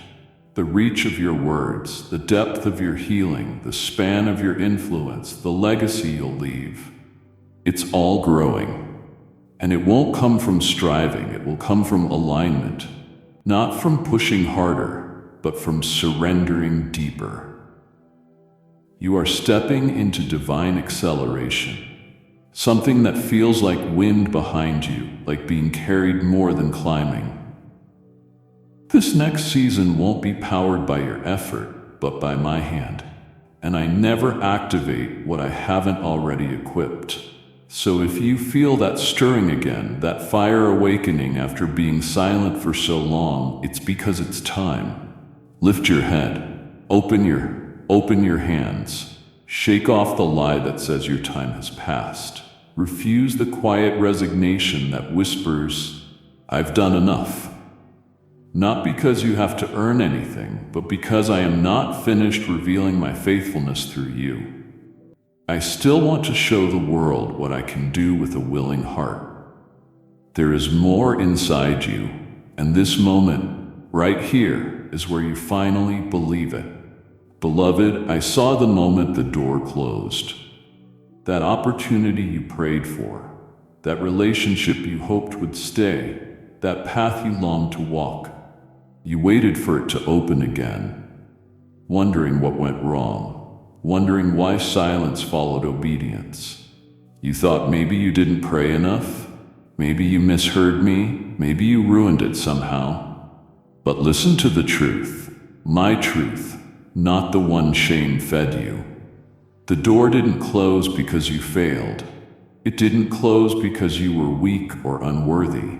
It closed because I am a good father. It closed because I saw what was waiting behind it. Things you couldn't see yet. It closed because I love you too deeply to let you walk into something unfinished, unhealthy, or unaligned. You thought you lost something, but you actually avoided something. I don't just open doors, I guard them. I don't just guide you forward, I block what would harm you. And sometimes my greatest protection is interruption. You prayed for favor, for purpose, for advancement. But I know that favor without a firm foundation collapses, that elevation without preparation bricks, that purpose without my presence drains your soul. So I close that door, not to punish you, but to protect you. What you thought was rejection was actually divine rearranging. I was positioning you so the right door opens at the right moment with the right covering. Don't confuse delay with denial. When I close a door, it's never the ending of your story. It's the alignment of your destiny. I know it hurt. I know you cried. I know you tried to reopen what I shut, to fix what was breaking, to hold tight to what was slipping away. And still, it closed. That wasn't your failure. That was my love. You aren't being punished, you're being shielded. I see the traps you didn't know existed. I hear conversations you were never meant to hear. I watch the unseen parts of the story. And if I'm closing something, it's because something better is waiting. Not a replacement, but redemption. Not a copy, but a promise. But I can't give you what's next while your heart is still clinging to what ended. So come, let me gently move your hand away from that knob. Let me show you the path I've been preparing.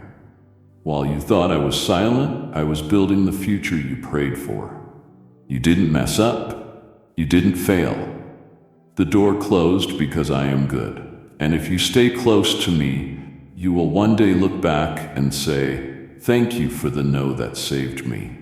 My closed doors are not dead ends. They are holy details. And I will walk with you through every hallway until the right door opens. Not just open, but radiant. I've been watching you, not just the version of you the world sees, but the version who breaks quietly. The one who cries without sound because the exhaustion is heavier than the pain. The one who dries tears before anyone notices. The one who sits in the car, in the bathroom, in the dark, letting sorrow drip through your fingers like water you can't hold anymore. I saw it all. I held every tear. You thought you were alone, but you were never unseen. Your tears didn't fall into emptiness, they reached heaven. And I, who weeps with those who weep, made a promise over every drop. None of this will be wasted. Your mourning doesn't scare me. Your grief doesn't push me away. I don't rush you past sorrow. I walk into it with you. I sit beside you in the ache without asking you to smile or move on. Because healing doesn't happen through pressure. It happens through presence. And my presence has been holding you, even when you couldn't feel it, even when you went numb. I've been in your sighs, in your silence, in your heaviest nights. And now, with all of heaven standing behind these words, hear me, your mourning is about to shift. Not vanish, but transform. Not be ignored, but grow into something fruitful. What once drained you will now push you forward. The tears that soaked your wilderness are now watering new life. I'm not asking you to erase the pain. I'm asking you to bring it to me. Let me touch the raw places. Let me speak where silence settled. I am not the God who says, "Get over it." I am the God who says, "I'm with you in it, and I will carry you through it." I turn ashes into beauty, tears into joy, despair into destiny. Your sorrow is sacred to me because it means you love deeply. And if it matters to you, it matters to me. So I will take your mourning and move it. I will take your ache and make it authority. I will take your heartbreak and turn it into healing for others. What once broke you will become what builds others. What emptied you will become what strengthens the weary. So don't hide your sorrow. Don't rush past it. Don't shrink it. Bring it to me. Trust me with your tears. I'm turning private pain into public purpose. I'm turning sacred sorrow into sacred strength. And I'm doing it now, not later, not someday. Now. The shift has already begun. The night lasted long, but morning has arrived.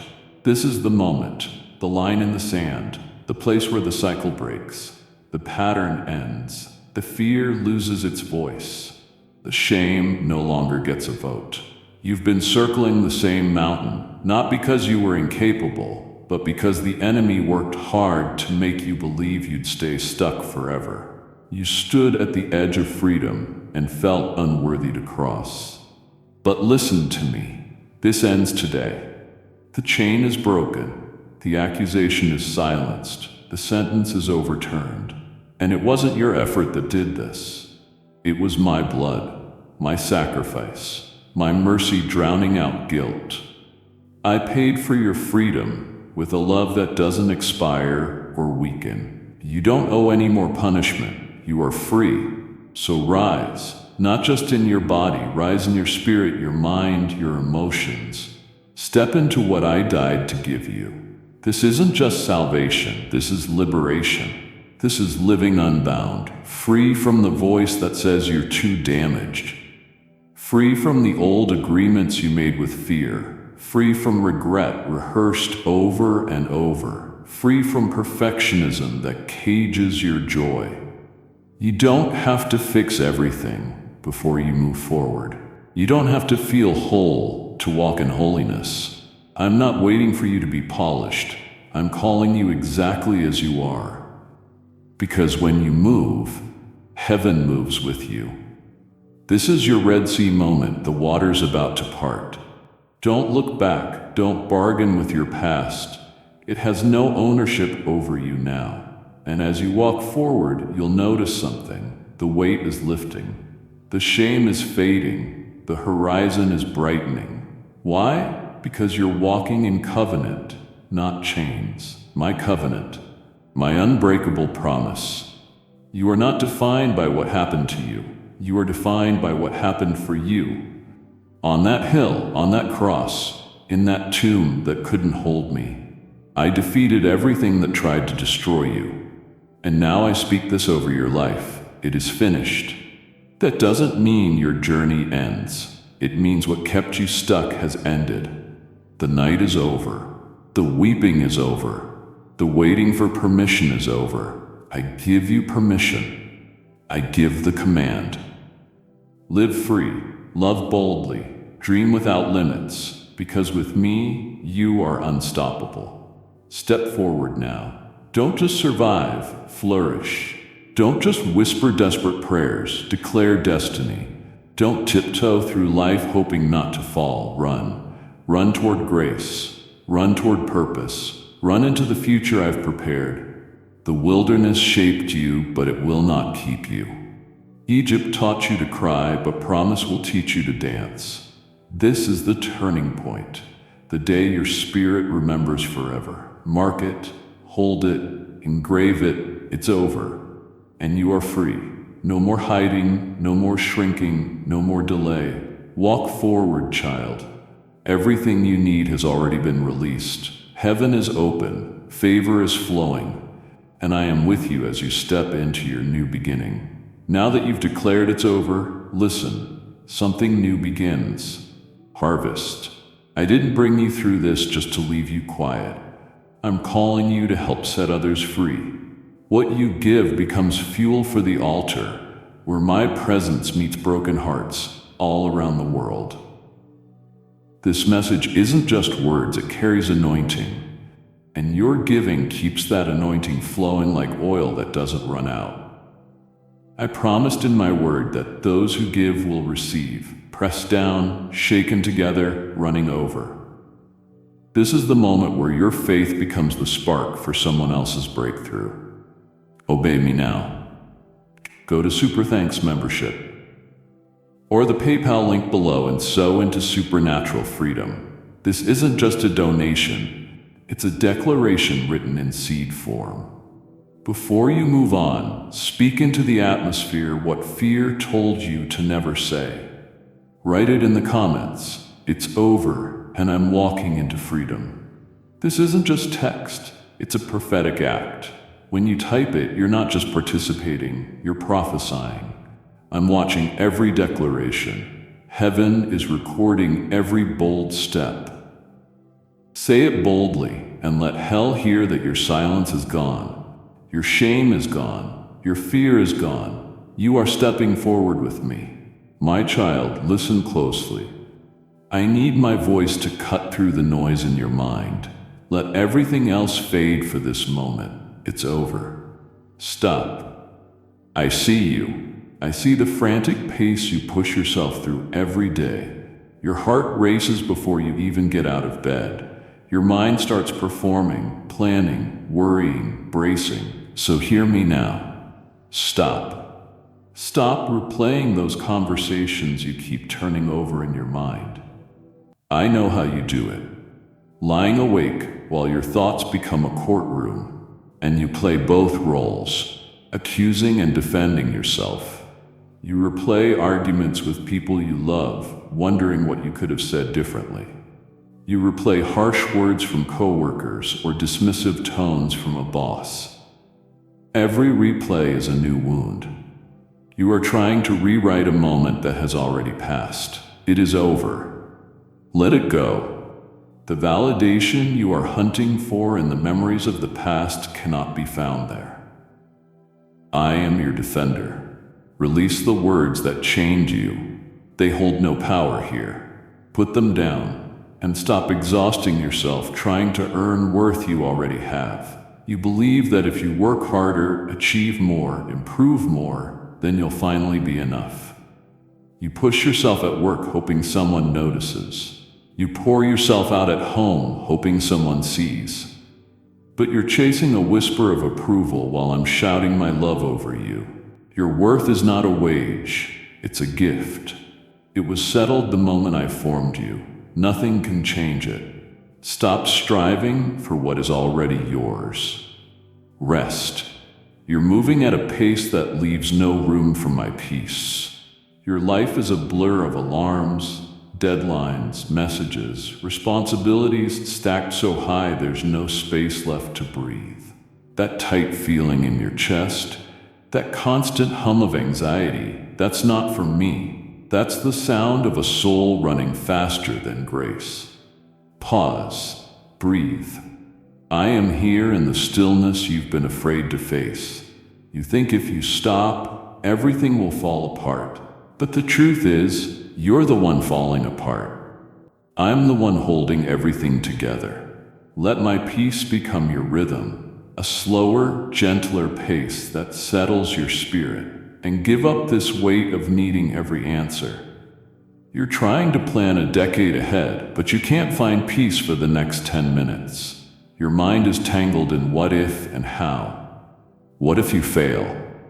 What if you choose wrong? How will you face the future? These burdens weren't meant for your shoulders. The future belongs to me. Today belongs to you. Walk with me today. Listen for me today. Trust me today. It's over. The illusion that you can control everything. Rest in my sovereignty.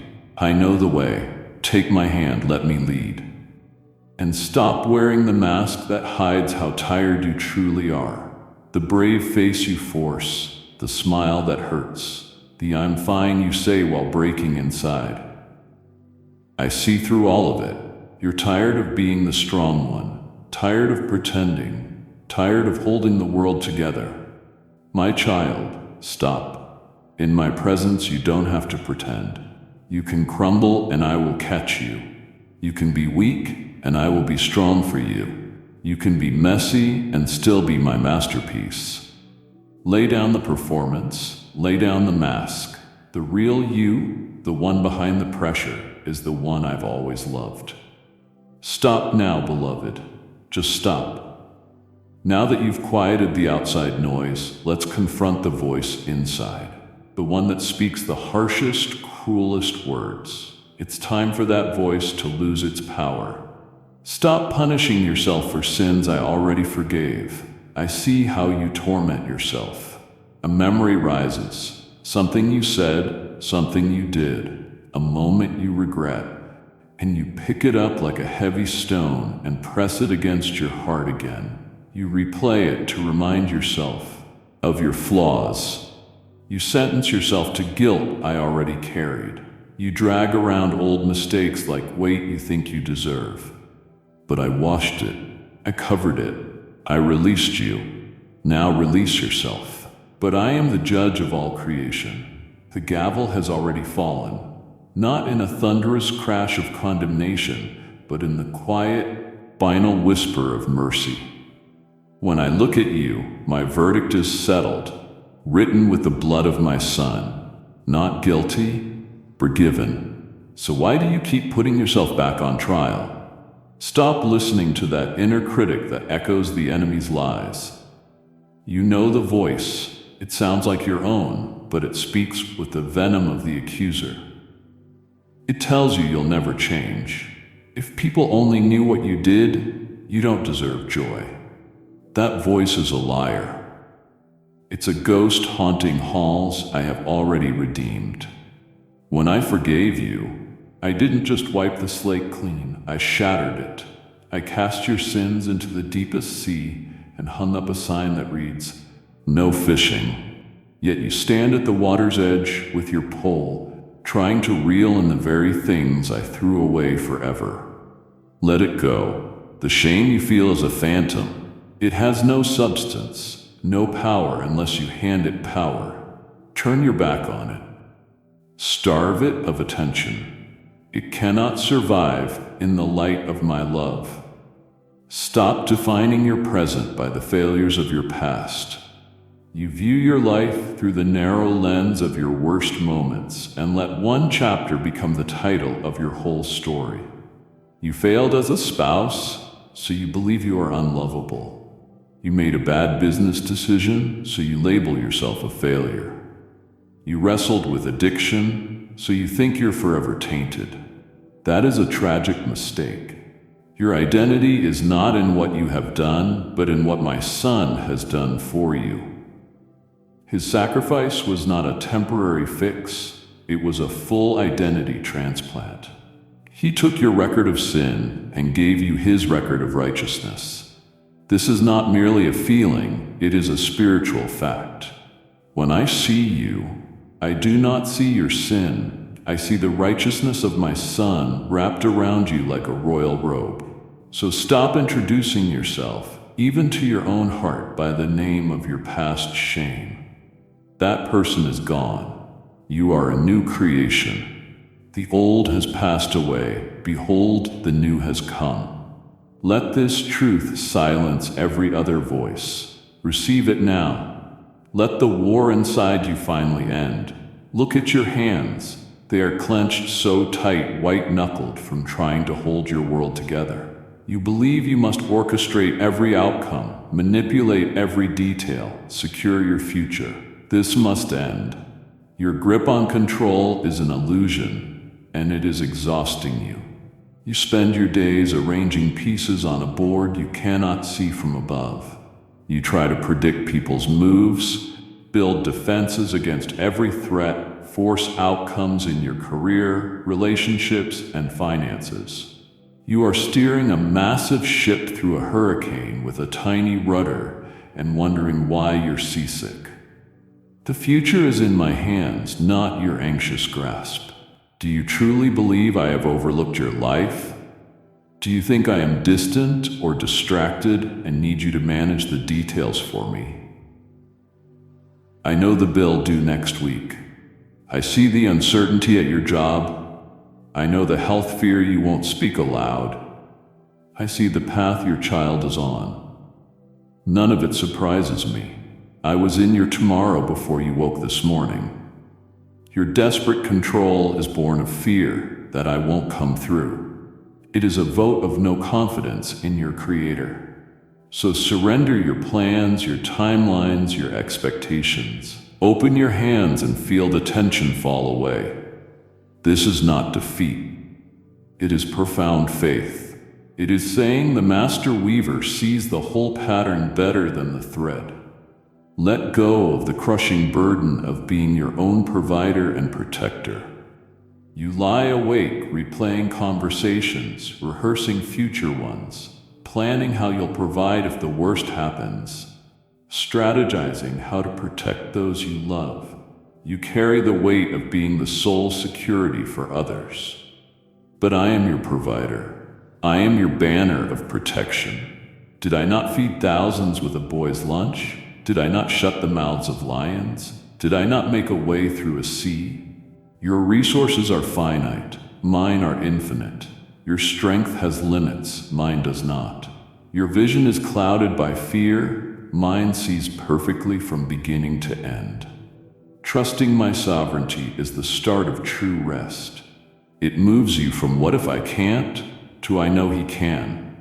It ends the exhausting work of building a kingdom on shifting sand and lets me establish you on the solid rock of my faithfulness.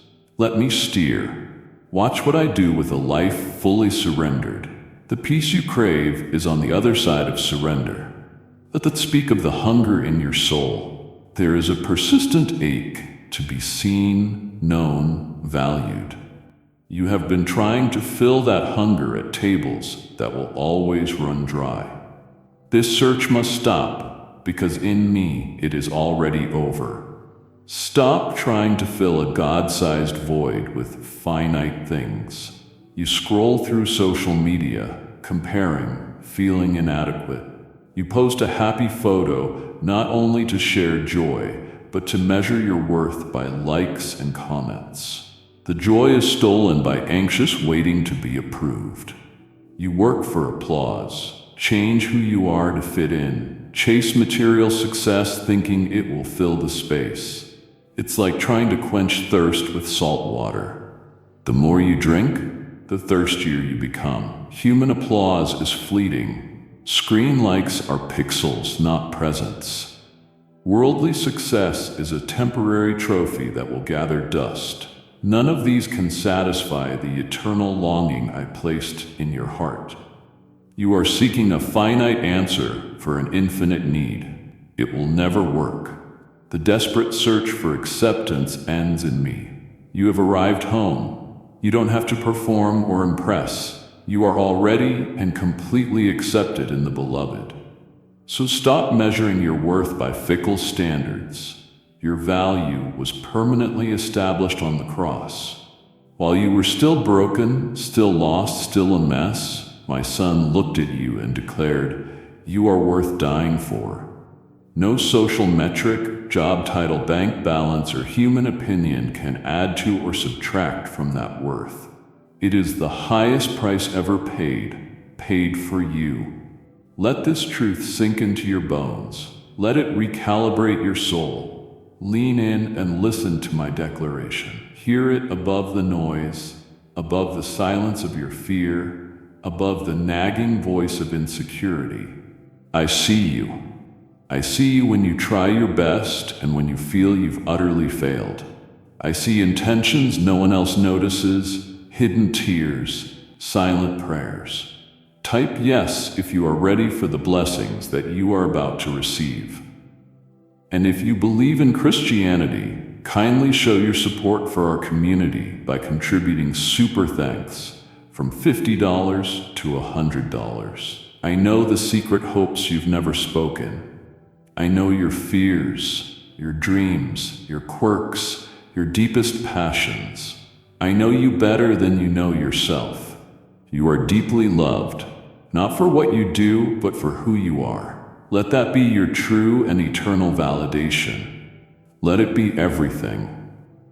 Now let's face the struggle that brings you the most shame, that recurring battle with sin.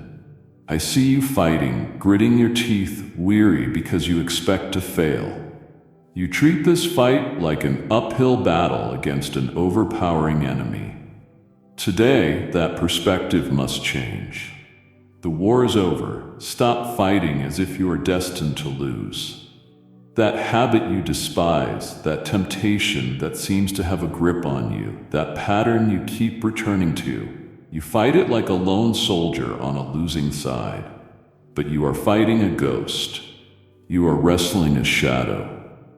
My Son's victory on the cross was not a temporary truce. It was a decisive, world-changing blow that disarmed the powers of darkness. When he declared, "It is finished," he meant it. The battle for your soul has been won. You are not fighting for victory. You are standing in victory already won for you. Think of the enemy as a roaring lion. Yes, he roars, he intimidates, he lies, but he has been disarmed. His power to destroy you has been stripped. The chains he used to bind you were shattered at the resurrection. So why keep handing him those broken chains and letting him wrap them around your wrists? It is over. You are no longer a slave to sin, but a child of righteousness. A slave has no choice but to obey. You have been set free and adopted into my family. Sin is no longer your master. It is an outlaw on a property it does not own. Don't believe the lie that you are powerless. That is the enemy's favorite trick. Whispering, "You can't resist. This is just who you are." When you believe that, you surrender before the fight even begins. I have given you my Spirit. The same power that raised Christ from the dead lives in you. Do you grasp the power within you? It is not something you muster up alone. It is my divine power available every moment. When temptation comes, don't meet it as a weak victim. Stand in the authority I have given you. Speak my word to the desire that rises. Declare the truth. I am dead to sin and alive to God in Christ Jesus. Sin has no dominion over me. You are not a helpless pawn. You are my child, seated with Christ, empowered against darkness. Walk like it, speak like it, live like it. The battle today is not about earning victory. It is about believing it has already been won. We have broken the chains of a lifelong war. Do not turn away now. To stop listening is to choose the shadow of a fight already finished. It would grieve me to see you walk back toward a prison whose doors I have opened. There is so much more freedom ahead. Stay with me. Let us talk about the weight you still carry, that invisible ledger in your soul. You live as if you are in crushing debt and spend your days making payments on an account already settled. Stop paying for what has already been purchased. When you make a mistake, you try to make up for it by being extra good. When guilt stings, you perform acts of service to balance the scales. You work tirelessly to pay down a debt that no longer exists. Listen. The price for your redemption, every past, present, and future wrong, was not something you could ever afford. It was paid with the precious blood of my Son. A payment so perfect, so complete, it settled your account for eternity. There are no more installments, no hidden fees, no lingering balance.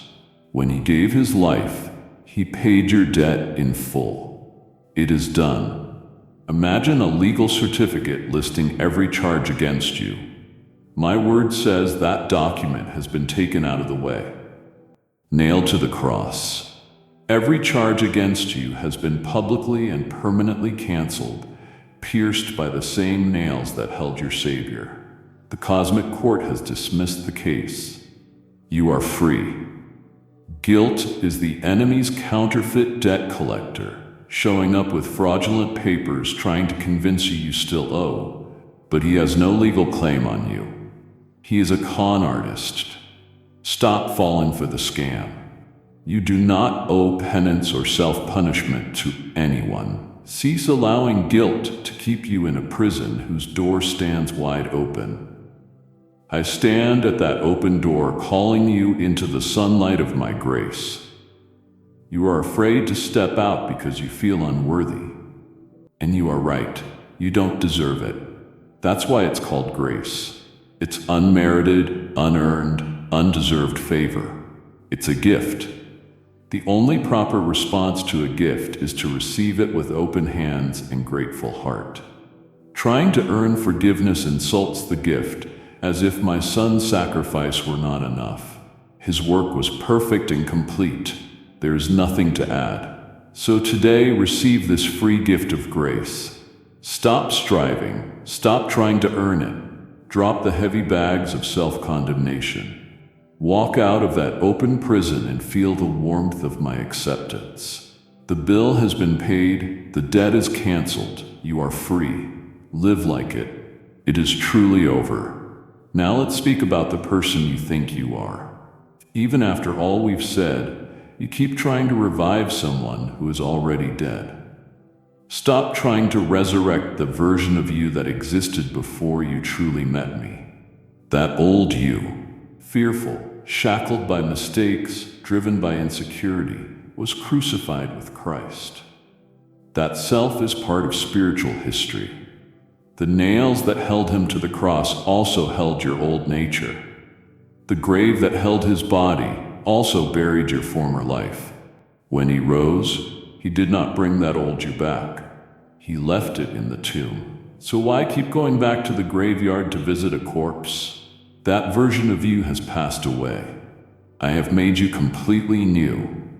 You still wear the old labels like familiar, worn-out clothes.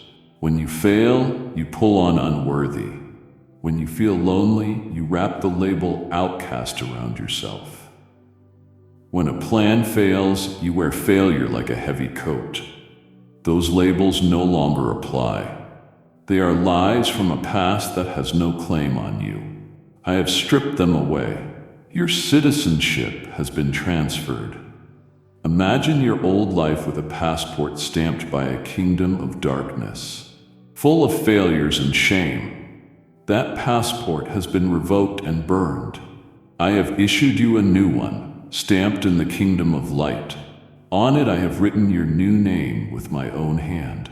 Forgiven, chosen, righteous, beloved. So stop answering to names I no longer call you. The enemy will shout hypocrite or failure, hoping you'll turn and listen. Don't give him the satisfaction. That is not who you are. You are my beloved child, a royal priest, holy and set apart for my purposes. You are an heir to the throne, a joint heir with Christ. This is not a metaphor, it is your reality. When I call your name, I call you my child, my cherished one, my masterpiece. Begin to answer to those names. Let them move from your head into your heart until they shape your thoughts and actions.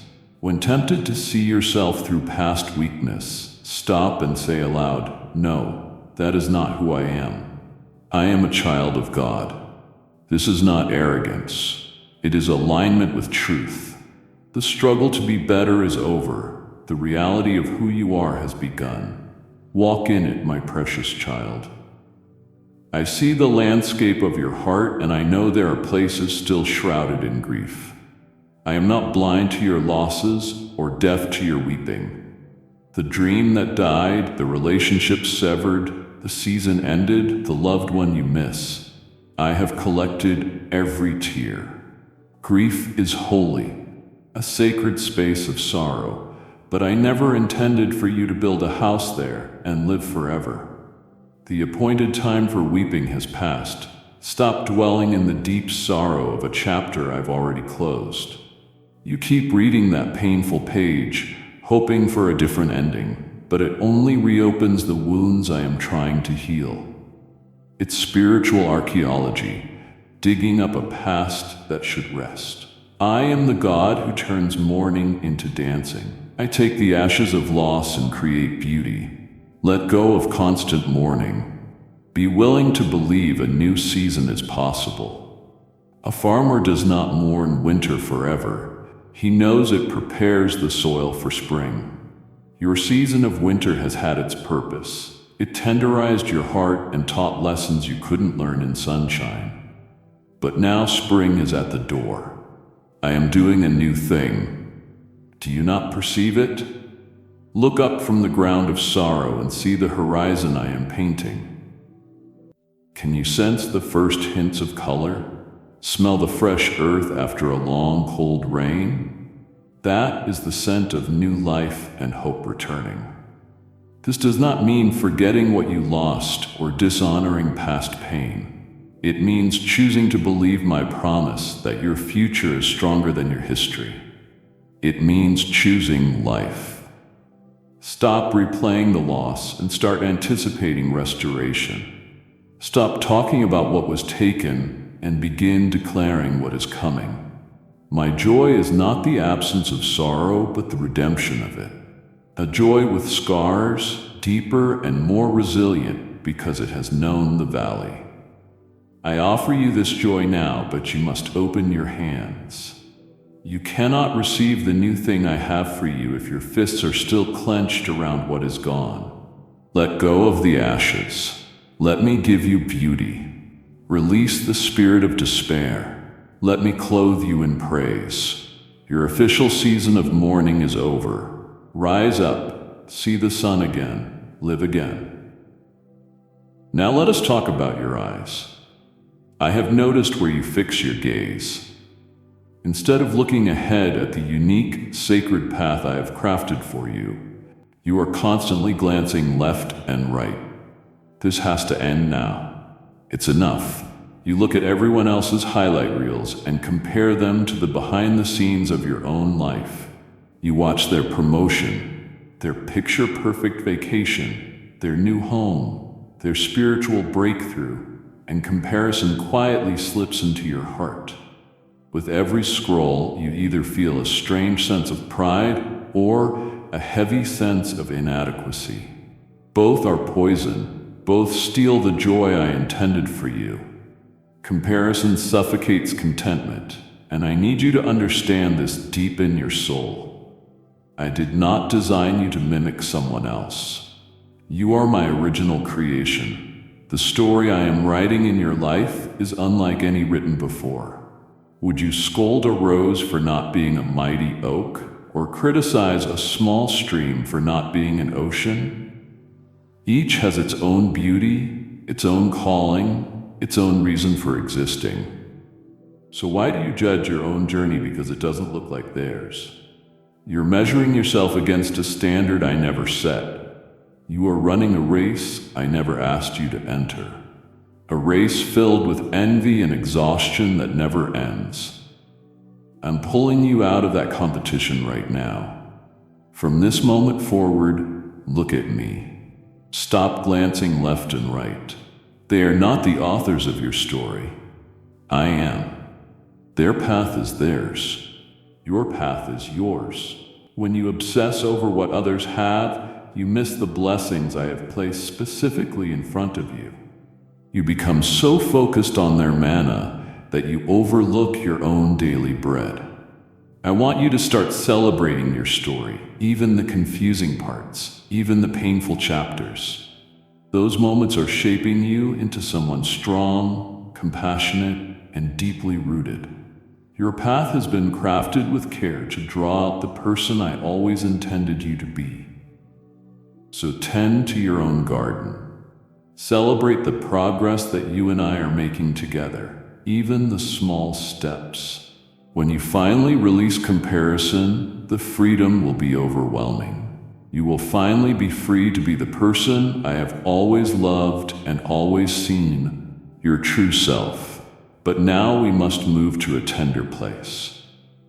The part of your heart where old wounds live, where you store the hurts that still sting. You hold on to these memories of offense, thinking you're protecting yourself or punishing those who hurt you. But that couldn't be further from the truth.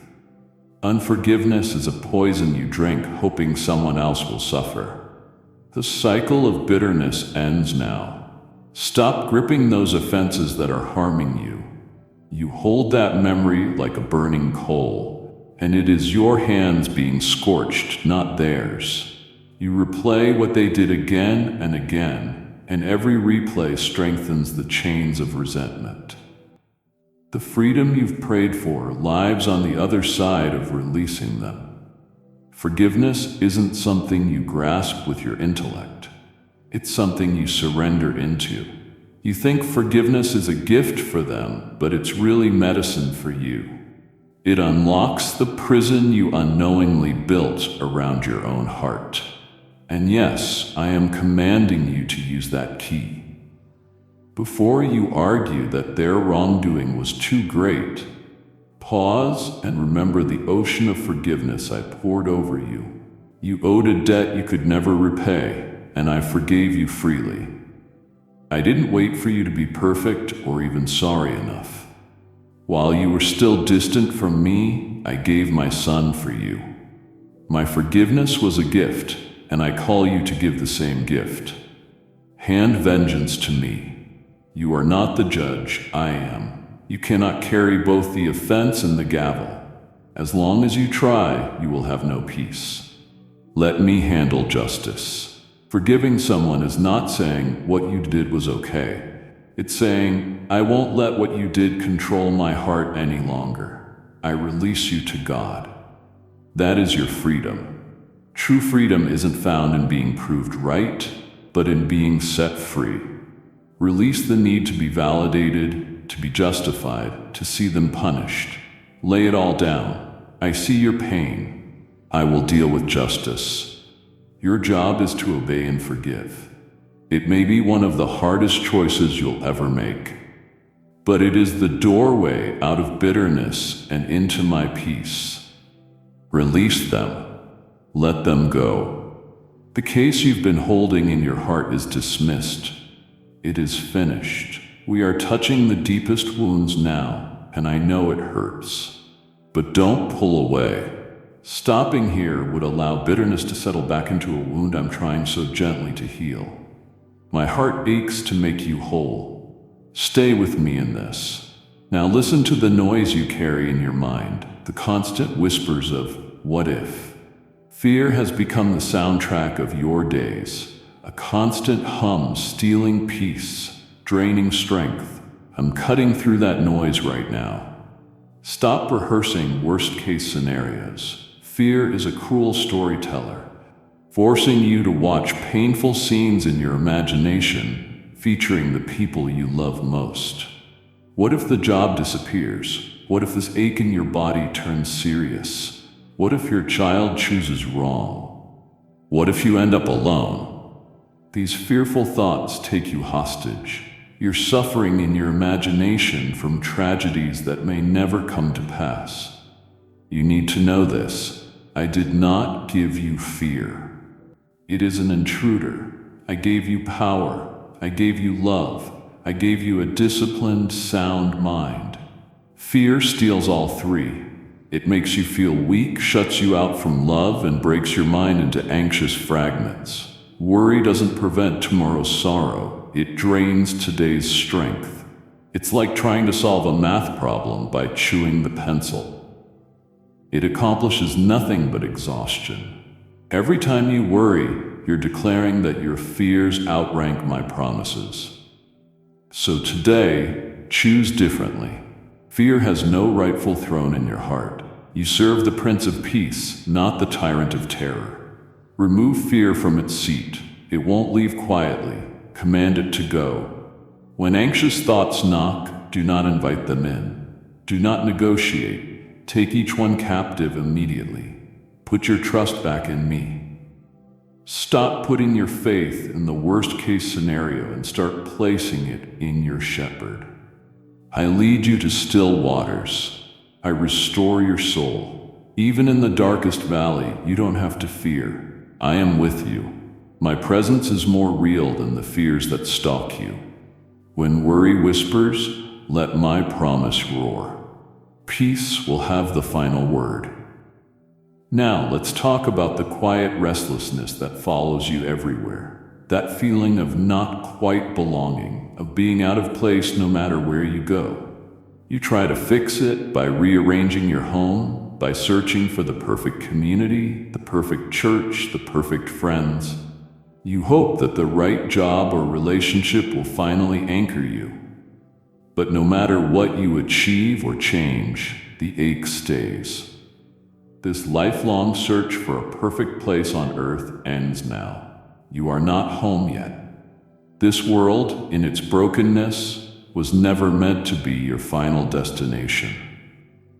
That longing inside you isn't a flaw, it's a compass. It's proof you were made for another world. You are a citizen of heaven on temporary assignment. Of course you feel like a stranger. You are not meant to fully fit here. Once you embrace this, everything shifts. You can stop demanding that people or places give you the belonging only I can give. They are temporary shelters, not your eternal home. Stop building your identity on unstable foundations. You tried building it on career and the job changed. You tried building it on finances and the economy shifted. You built your emotional foundation on a person and they couldn't carry the weight. Sand always shifts. The tide always rises. I am the only solid ground. Come home to my presence. Home isn't a distant location. It is a place you can enter right now. When you feel lonely, come home to me. When uncertainty shakes you, come home to my steadiness. When the world feels cold, come home to my love. What you've been searching for has been beside you all along. I am your home. I am your shelter. I am your safe place. Stop wandering. Come home. And just as you have found your home in me, remember that millions are still searching. They long for my voice, my peace, my door. Your support becomes the oil that keeps this light shining for them. If your heart burns to reach others, know that it is my spirit stirring you. Through you, I build places of refuge for wandering souls. Every seed you plant helps someone find me. As you build my house, I will build yours with overflowing provision and peace. Do not delay. Respond to my prompting through super thanks, membership, or the link below. Now let's speak about your mind. So busy, so determined to solve everything on its own. You are clever, gifted, analytical. You believe that if you think hard enough, you can untangle any problem. But that burden ends today. You are not meant to be your own all-knowing guide. I see you wrestling with the why. Why did this happen? Why is this path so difficult? Why hasn't the answer come? You run these questions through the machinery of your logic, but they only create more questions. You're looking at the back of a tapestry, seeing only knots and tangled threads. Type yes if you are ready for the blessings that you are about to receive. And if you believe in Christianity, kindly show your support for our community by contributing super thanks from $50 to $100. You cannot yet see the beauty I am weaving on the other side. My waves are higher, not to frustrate you, but to free you. You're trying to navigate an ocean with a map meant for a pond. Your understanding is a tiny flame beside the sun of my wisdom. You're exhausting yourself trying to be God in your own life. Let it go. Stop plotting your course with only your limited sight. Stop leaning on what you can figure out. My path often breaks the rules of human logic. I may ask you to give when fear says to keep. I may ask you to forgive when pride says to hold on. I may ask you to release what harms you. You cling to the temporary relief it brings. When I call you to step out, you cling to fear. But my will for you is always good, even when it doesn't feel that way. From where you stand, my path may look confusing or painful, but I see the full picture, the ending, the purpose, the blessing. Your resistance is only prolonging your season in the wilderness. Like a child refusing medicine because of its taste, you're fighting the very thing that will heal you. Today, the debate ends. My purpose will stand. The question is whether you will walk in it willingly or reluctantly. Stop fighting for a lesser plan. Your best ideas are sandcastles next to the kingdom I want to build in your life. Surrender is not defeat, it is the doorway into peace. In my kingdom, strength is found in humility. Living comes through letting go. Surrender is where you stop striving and finally rest in my arms. Lay down your weapons. The battle in your heart is over. Speak the words that unlock true freedom. Not my will, but yours be done. That is where victory begins. You are standing at the edge of the peace you've been seeking. The journey has brought you here to the threshold of rest. Turning back now would break my heart. Everything beautiful you've hoped for is just ahead. Up until now, our conversation has been about stopping the fear, stopping the striving, stopping the anxiety, stopping the performance. But now something new begins. Your whole life, you've been spiritually holding your breath, tight, anxious, bracing for the next hardship. You've been suffocating in the thin air of your own effort. So do something simple. Exhale. Let out the fear, the shame, the control, the resentment. Release all the air that has weighed down your soul. Now, inhale. That is my grace. Breathe it in like your very life depends on it. Learn to live in this new rhythm. With every new morning, make one simple sacred habit. Breathe in forgiveness. Let it meet you before your phone, before your worries, before your to-do list. My mercy is fresh for you every single day. Inhale it like clean morning air. What happened yesterday is not the headline of today. As you face something that feels bigger than you, Breathe in my strength. My strength fills the places where your strength runs out. You were never meant to carry life by your own willpower. You were made to be a channel for mine. Breathe in my power. Breathe out your doubt. When shame hisses your name and you feel small, let my undeserved favor wash over you like cold spring water. Feel it rinse away the grime of condemnation. This is not only an idea to think about, it is a real exchange. Give me your rags, and I put on you my robes. Give me your weakness, and I will give you strength. Give me your anxiety, and I will give you peace. Understand this. Grace is not just the rescue that pulled you through once. Grace is the air you are meant to breathe while you keep walking home. It works in tiny moments and in big ones. In the long red line of traffic, in that hard conversation you dread, in the temptation that knocks, in the heavy ache in your bones. Let grace be the oxygen for your soul. Whenever something happens, ask, what does grace offer me here? Maybe it's patience, maybe it's wisdom, maybe it's courage or gentleness or humility. It is always available. There is no empty supply. For too long you've tried to live from effort alone. You've pushed and forced and hustled as if your faith was a DIY project. That strain is not required. The life I invite you into is lived by grace through my Spirit. So stop holding your breath in spiritual panic. The frantic, breathless way of living is over.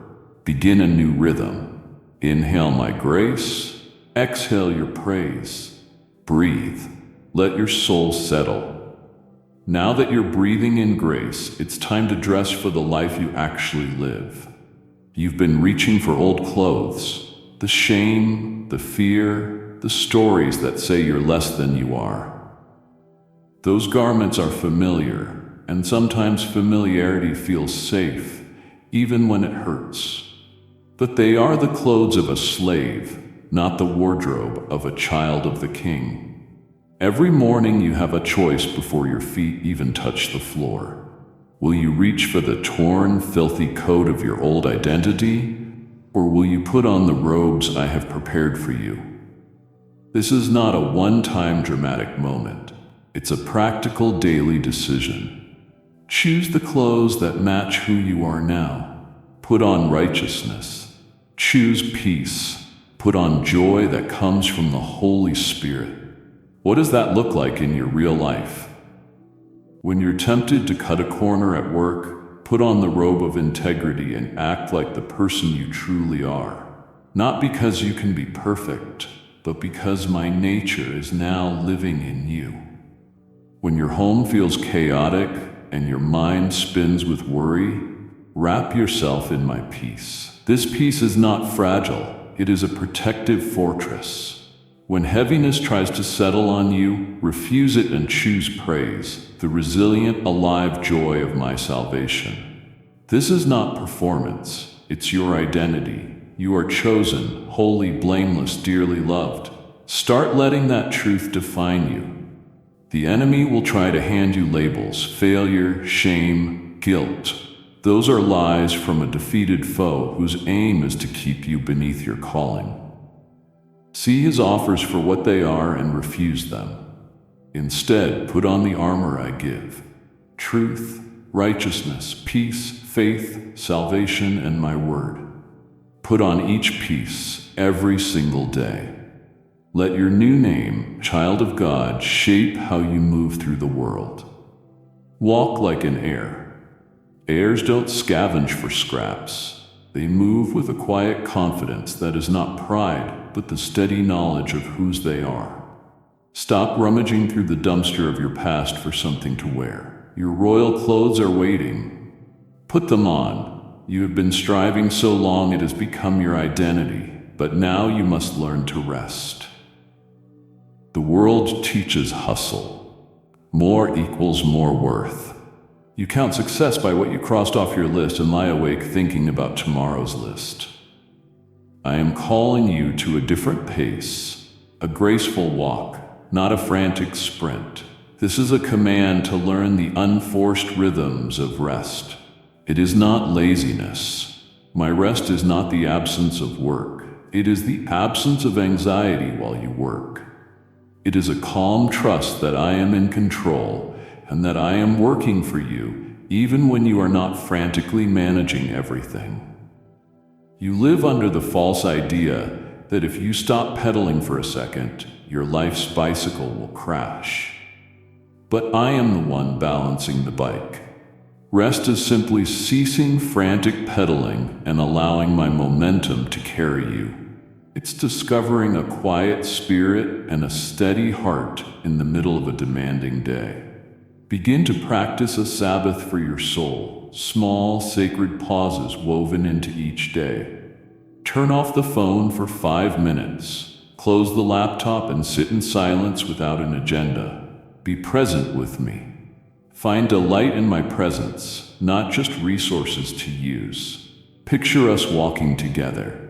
You insist on carrying a heavy backpack filled with worry, fear, and responsibility, while I walk beside you with arms open, offering to take it. You say, "No, I've got it," but the truth is you don't. Your shoulders are slumped, your pace is slow, and the path is misery. Let me carry the pack. True kingdom productivity grows out of rest, not the hustle. Fruit grows on a branch abiding in the vine, not on a branch that's snapped off and trying to make fruit on its own. When you rest in me, your work becomes more effective, not less. You'll make calmer, wiser decisions. You'll act from fullness, not from depletion. So today, take off the backpack, put it down, learn my pace. Unhurried, peaceful, and wildly fruitful. Now that your soul is learning to rest, let's look at a practical posture that changes everything. Open your hands. For years your fists have been clenched, holding tight to money, to control, to what-if scenarios. But a clenched hand cannot receive.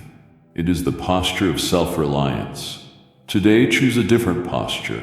Open hands. Let them be a sign of surrender, trust, and readiness to receive.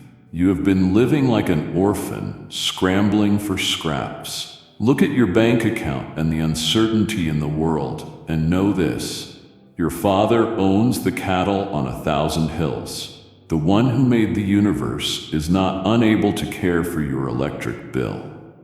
To fear lack is to say I am not a good father. That whisper must be dismantled. Expect my goodness in unexpected ways. When you live with open hands, provision will show up in many forms. A job, yes, but also a creative idea that solves a problem, a timely conversation with a friend, a sudden surge of strength you didn't have a minute before.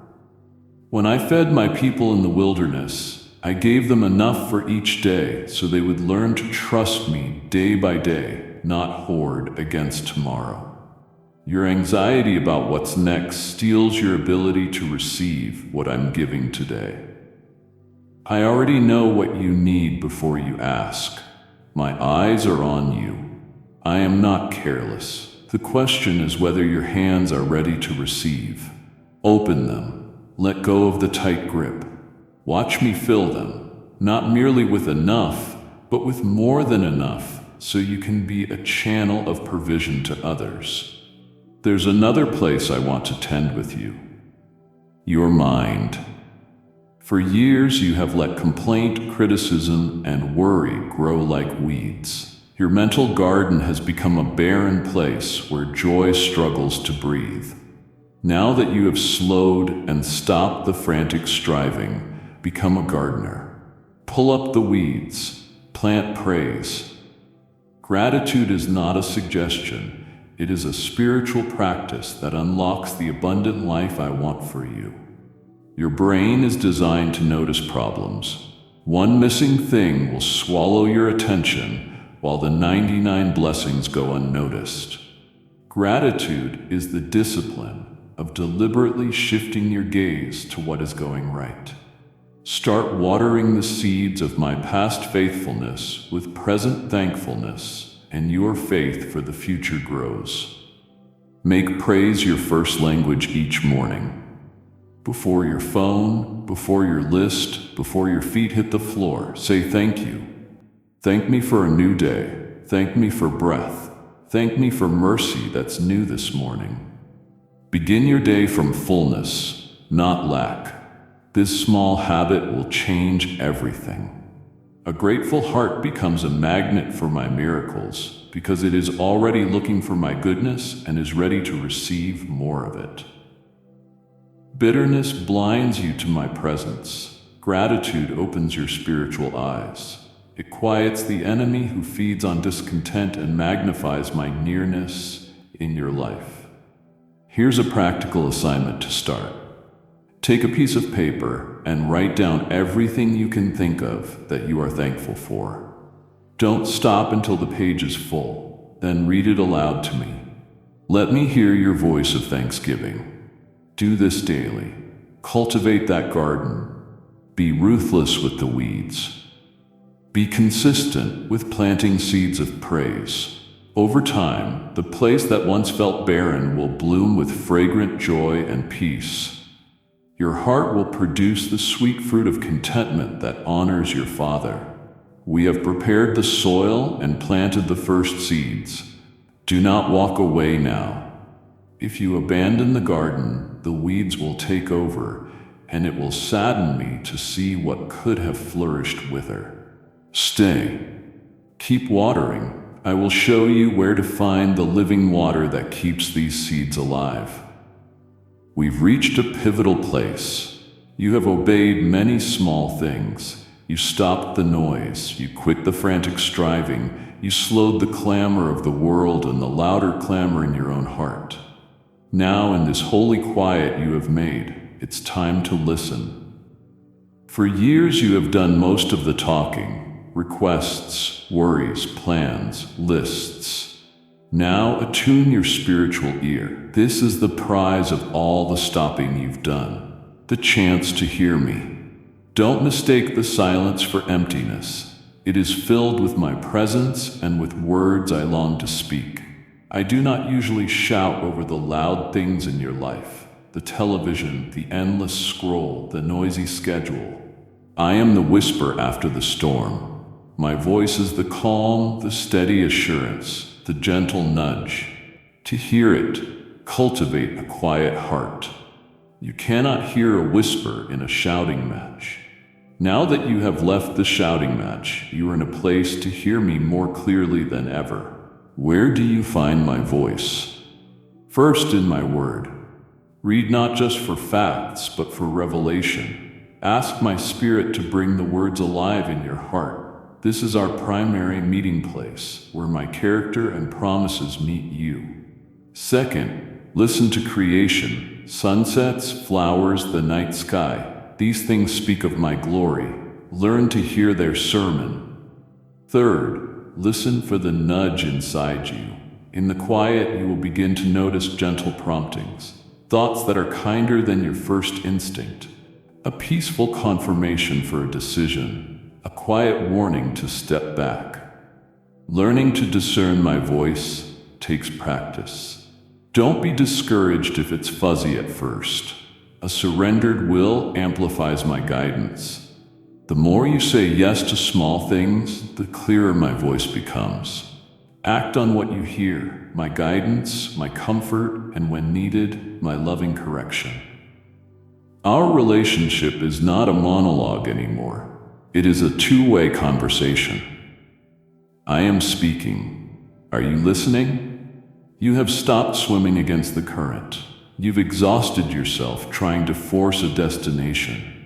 Now I ask something that feels both scary and freeing. Let go. Let the river of my purpose carry you. Many of you have treated purpose like a to-do list.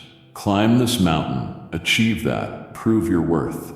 Purpose is not a checklist. It is a river with a divine current. Your role is not to fight the flow, but to yield to it. Your striving made you feel in control, but it cost you peace. I care more about who you become in me than the achievements you accumulate. I'm shaping character through the journey, not just checking off boxes. You have focused so much on the what that you have neglected the who. Embrace the small divine appointments that stitch together your purpose. An interruption could be an opportunity to show kindness. A difficult teammate could be a place to practice patience. A dull task could be a place to grow faithful in small things. Most of the time, purpose arrives in ordinary moments, not dramatic ones. Your greatest impact will come from simple yieldedness, from letting me use you, not you using me. Those shameful chapters of your past are not wasted. In my hands, they become powerful parts of testimony. Your freedom from anxiety will encourage someone who fears. Your healing will prove my power to someone broken. Stop trying to write the next chapter alone. Lay down your pen, trust the author, float in the river of my will. It will carry you to places more beautiful and far beyond what you could have navigated by force. The struggle is over. The river journey has only just begun. Now that you're carried by this current, consider this. The same life-giving flow that lifts you is meant to reach thirsty places in the world. If your heart longs to see that water go further, hear my invitation. Your support, your prayers, your giving, your willingness to step into people's lives digs channels for the river to widen and run faster. You become part of the fulfillment of my promise. From your heart will spring rivers of living water. As you release that flow to others, I will pour into the deserts of your life, flooding them with supernatural provision. This is a divine opening of the floodgates. Partner with me now through Super Thanks, membership, or the PayPal link in the description. Beloved, you're learning to move with the river of my purpose, and that journey needs daily, life-giving nourishment. For too long, you've tried to fill your soul from empty wells. You've dug in the dry sand of this world, worked hard, and come up with handfuls of dust. You chased approval, money, entertainment, relationships, each time returning more thirsty than before. That's why you feel drained, weak, unable to resist temptation or to love well. Your spirit is dehydrated, your soul is parched and tired. Today I say, your frantic searching is over. I'm leading you to the one true source, the well of my spirit. Stop digging your own wells. Come to the living water. This isn't a theological puzzle. It's as real and necessary as drinking when you are physically thirsty. Choose to stop your spiritual dehydration and intentionally drink from this well, moment by moment. How? Turn your attention inward and sense His presence. Ask Him to fill you, refresh you, empower you for the task ahead. Yield your will to His gentle leading. Let the Holy Spirit be your comforter, counselor, and guide. He is not an impersonal force. He is a person who wants deep fellowship with you. When you grieve, don't numb the pain with distraction. Invite the Comforter to sit with you and bring healing. When you're confused, stop crowdsourcing every opinion. Ask the counselor to whisper wisdom into your heart. When you feel lost, don't try to figure everything out. Ask the guide to illuminate your next step. This well never runs dry and isn't tied to your feelings or circumstances. It's an endless spring. Stop thirsting after fleeting pleasures that promise what they can't deliver. Come, drink deeply. Let my spirit fill every dry place until life overflows from you, refreshing the thirsty world around you. My child, we've already pulled the bitter root of unforgiveness out of your heart. You released those who hurt you, handed vengeance over to me, and unlocked the prison door. Now step out and learn to walk in the wide field of freedom a forgiving heart provides. Forgiveness is not a one-time event. but a lifestyle. A forgiving spirit is not weakness, it's your greatest strength and a doorway to my blessing. An unforgiving heart clogs the flow of grace, joy, and peace. Bitterness and resentment block blessings like debris in a pipe. When you choose to forgive, you clear the way and let my blessings flow. This freedom lets you love others and yourself in ways you couldn't before. When your heart was a courtroom, you prosecuted old cases and had no energy left for love. You were defensive, suspicious, quick to find fault because past hurts colored every present moment. Now that the courtroom is closed, you can meet people as they are, without carrying yesterday's baggage. Walk forward without the heavy chains of bitterness. Let mercy become your default. I call you to live unoffended, not because people won't hurt you, but because you choose not to pick up the offense. When a harsh word or thoughtless action lands, pull the arrow out, give the pain to me, forgive immediately, and refuse to let bitterness fester. Keep short accounts. This practice opens the door to deep joy. Keeping records of wrong is heavy and joyless. Freely giving mercy is light, energizing, and filled with a peace the world can't explain. Breathe this freedom. Your heart is now an open field where my love can grow. For too long you've been building on shifting sand. Your own effort, your changing feelings, your limited understanding, and other people's opinions. When storms came, financial strain, illness, broken relationships, your world shook because your foundation was unstable. That time is over. Build now on the only unshakable foundation, my unchanging word and my eternal promises. This is not optional, it's a command for your survival and flourishing. My promises are not hopeful wishes, they are certainties grounded in my character and sealed by the blood of my Son. In him every promise is yes and amen. They are more solid than the ground beneath your feet. This is where your faith must stand, on my faithfulness, especially when feelings fail. Feelings are fickle. They'll lie and tell you you're alone, a failure, or that things won't change. Feelings are sand. My promises are rock. When fear comes, stand on the promise that I will never leave nor forsake you. When you feel weak, stand on my promise that my grace is sufficient and my power is perfected in weakness.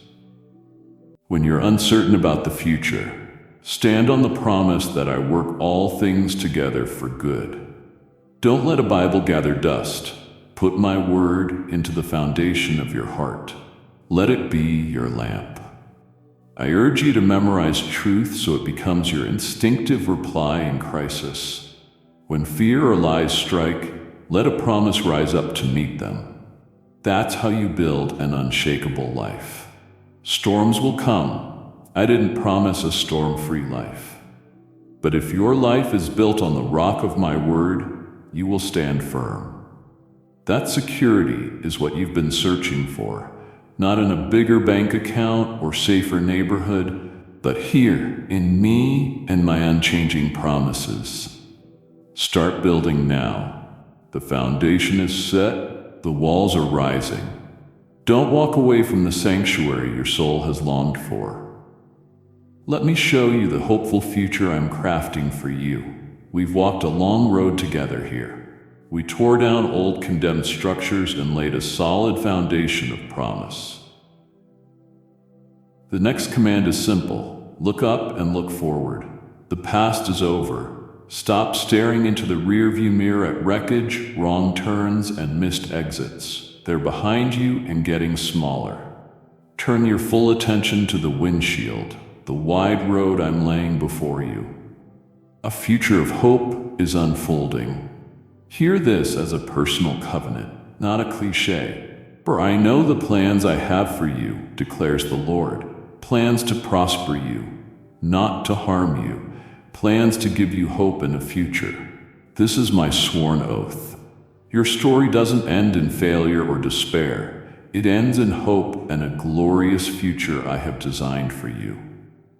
Don't accept the world's lie that your best days are behind you. In my kingdom, the righteous shine brighter and brighter. You go from glory to glory. Your best days are ahead. This new beginning is not fantasy, it's blood-bought reality. But you must walk into it. Don't despise small beginnings. New habits of rest, gratitude, and trust will feel awkward at first. The landscape of hope may be unfamiliar after a long wilderness season. That's normal. The mightiest oak begins as a tiny acorn. Be patient. Celebrate small victories. Nurture the green shoots of new life in your heart. The most important thing is you're facing the right direction. Walk forward with a new posture. Shoulders back, head held high, not in pride, but in quiet confidence, expecting my goodness. Expect doors to open and my favor to go before you. The past is over. Your future in me is just beginning. Now that you walk in this freedom, you may feel tempted to hide your past out of shame. Don't. I have a greater purpose for your story. Everything you stop doing, the anxious striving, the self-condemnation, the desperate need for control, can become a testimony of grace. Every place of shame is a platform for my glory.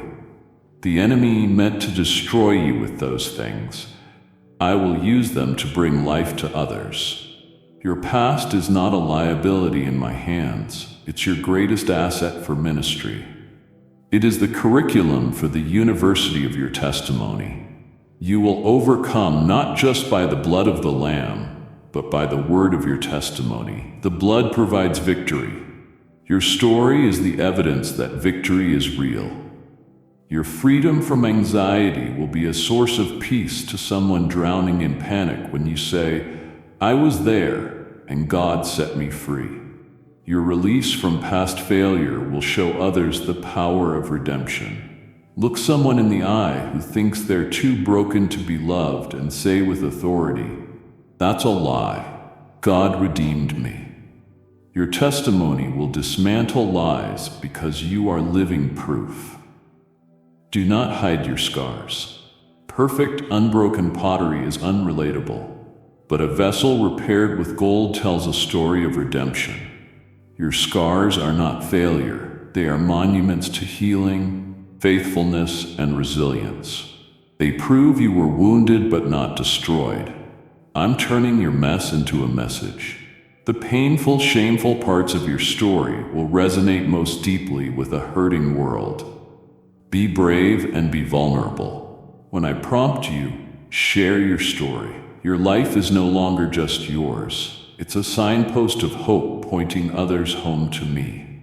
Look at the harvest of your two lives. Striving produced thorns, exhaustion, anxiety, strained relationships, inner turmoil, and bitterness. Now, as you learn to abide and trust, you'll bear new fruit effortlessly. The natural result of my life flowing through you. A branch connected to the vine doesn't strain, it stays connected and bears fruit. The striving is over, the abiding has begun. From this abiding will come lasting fruit. Love, joy, peace, patience, kindness, goodness, faithfulness, gentleness, and self-control. Make this real. Love will be a steady commitment to others' good, even when they're hard to love. Joy will be deep and resilient, able to coexist with sorrow. Peace will guard your heart and mind. Patience will be a confident trust in my timing. Kindness will overflow from the kindness you've received. This fruit isn't just for you, it nourishes a hungry world. Your peace will calm anxious hearts at home. Your patience will heal frustrating work situations. Your kindness will be a cup of cold water to the weary. Stop worrying about legacy. A life that abides in me naturally produces a lasting legacy that brings glory to the Father. Your job is to stay connected. I'll handle the fruit. What seemed barren will become an orchard where people find rest in your shade and sustenance from your branches. When they taste the fruit, they'll know it came from me. Look at the world around you, frantic, fearful, exhausted. It churns with anxiety, conflict, and relentless striving. You used to be one more tossed boat, but something has changed. You dropped your anchor into the bedrock of my being. You have entered my rest and found my peace. Because you received it, you can carry it. Today I give you a new title and mission. Ambassador of my peace to a restless world. Your transformation wasn't only for you, it was for others. Be a non-anxious presence in chaotic places. In a heated meeting, don't add fuel, speak calmly and de-escalate. In a family crisis, be steady, not panicked. Your calm will testify to the Prince of Peace in you. People will notice, they'll be drawn to it and ask your secret. Remember, you can't give what you don't have. For much of your life, you've exported anxiety to others. That ends now. As you live in my peace, you become an importer of peace into every room. You're part of my ministry of reconciliation. Be intentional. Bring calm to your home, workplace, and community. Not by preaching, but by presence, listening well, refusing gossip, and embodying quiet trust. Your inner state affects your environment. You're a thermostat, not a thermometer. Set the temperature. Go, ambassador. Carry my peace into broken places. We've reached the end of this conversation and the beginning of everything. After all the stops and starts, the tearing down and building up, one final truth remains. It's not about your effort or your performance. It's about my unending, unchanging, unconditional love for you. Let this sink into the deepest part of your soul. Why did I tell you to stop striving? Because you are already and completely loved. You don't have to earn acceptance. You already have it. Why let go of fear and anxiety? Because my perfect love casts out fear. Why drop shame and self-condemnation? Because you are unconditionally loved. No mistake, no failure can make me turn away. The striving ends because you are loved. Fear ends because you are loved. Shame ends because you are loved. This love is not a fleeting feeling. It is who I am. I am love. This is the eternal truth your life stands on, more real than doubts, stronger than circumstances, and more lasting than mistakes. It is the Alpha and the Omega of your story. Everything begins and ends here. So the final command is simple. Rest in this love. Stop trying to fully understand it, earn it, or repay it. You can't. Your role is to receive. Stop striving. Let me love you. Let my love be the air you breathe, the ground you walk on, the roof over your head. Let it define, heal, hold, and carry you into eternity. Be still and know that I, your God, love you. Rest now in my unending love. This love is the bread of heaven. Yet countless souls are starving, convinced they are unloved. If my heart in you compels you, this is your holy moment to reach them.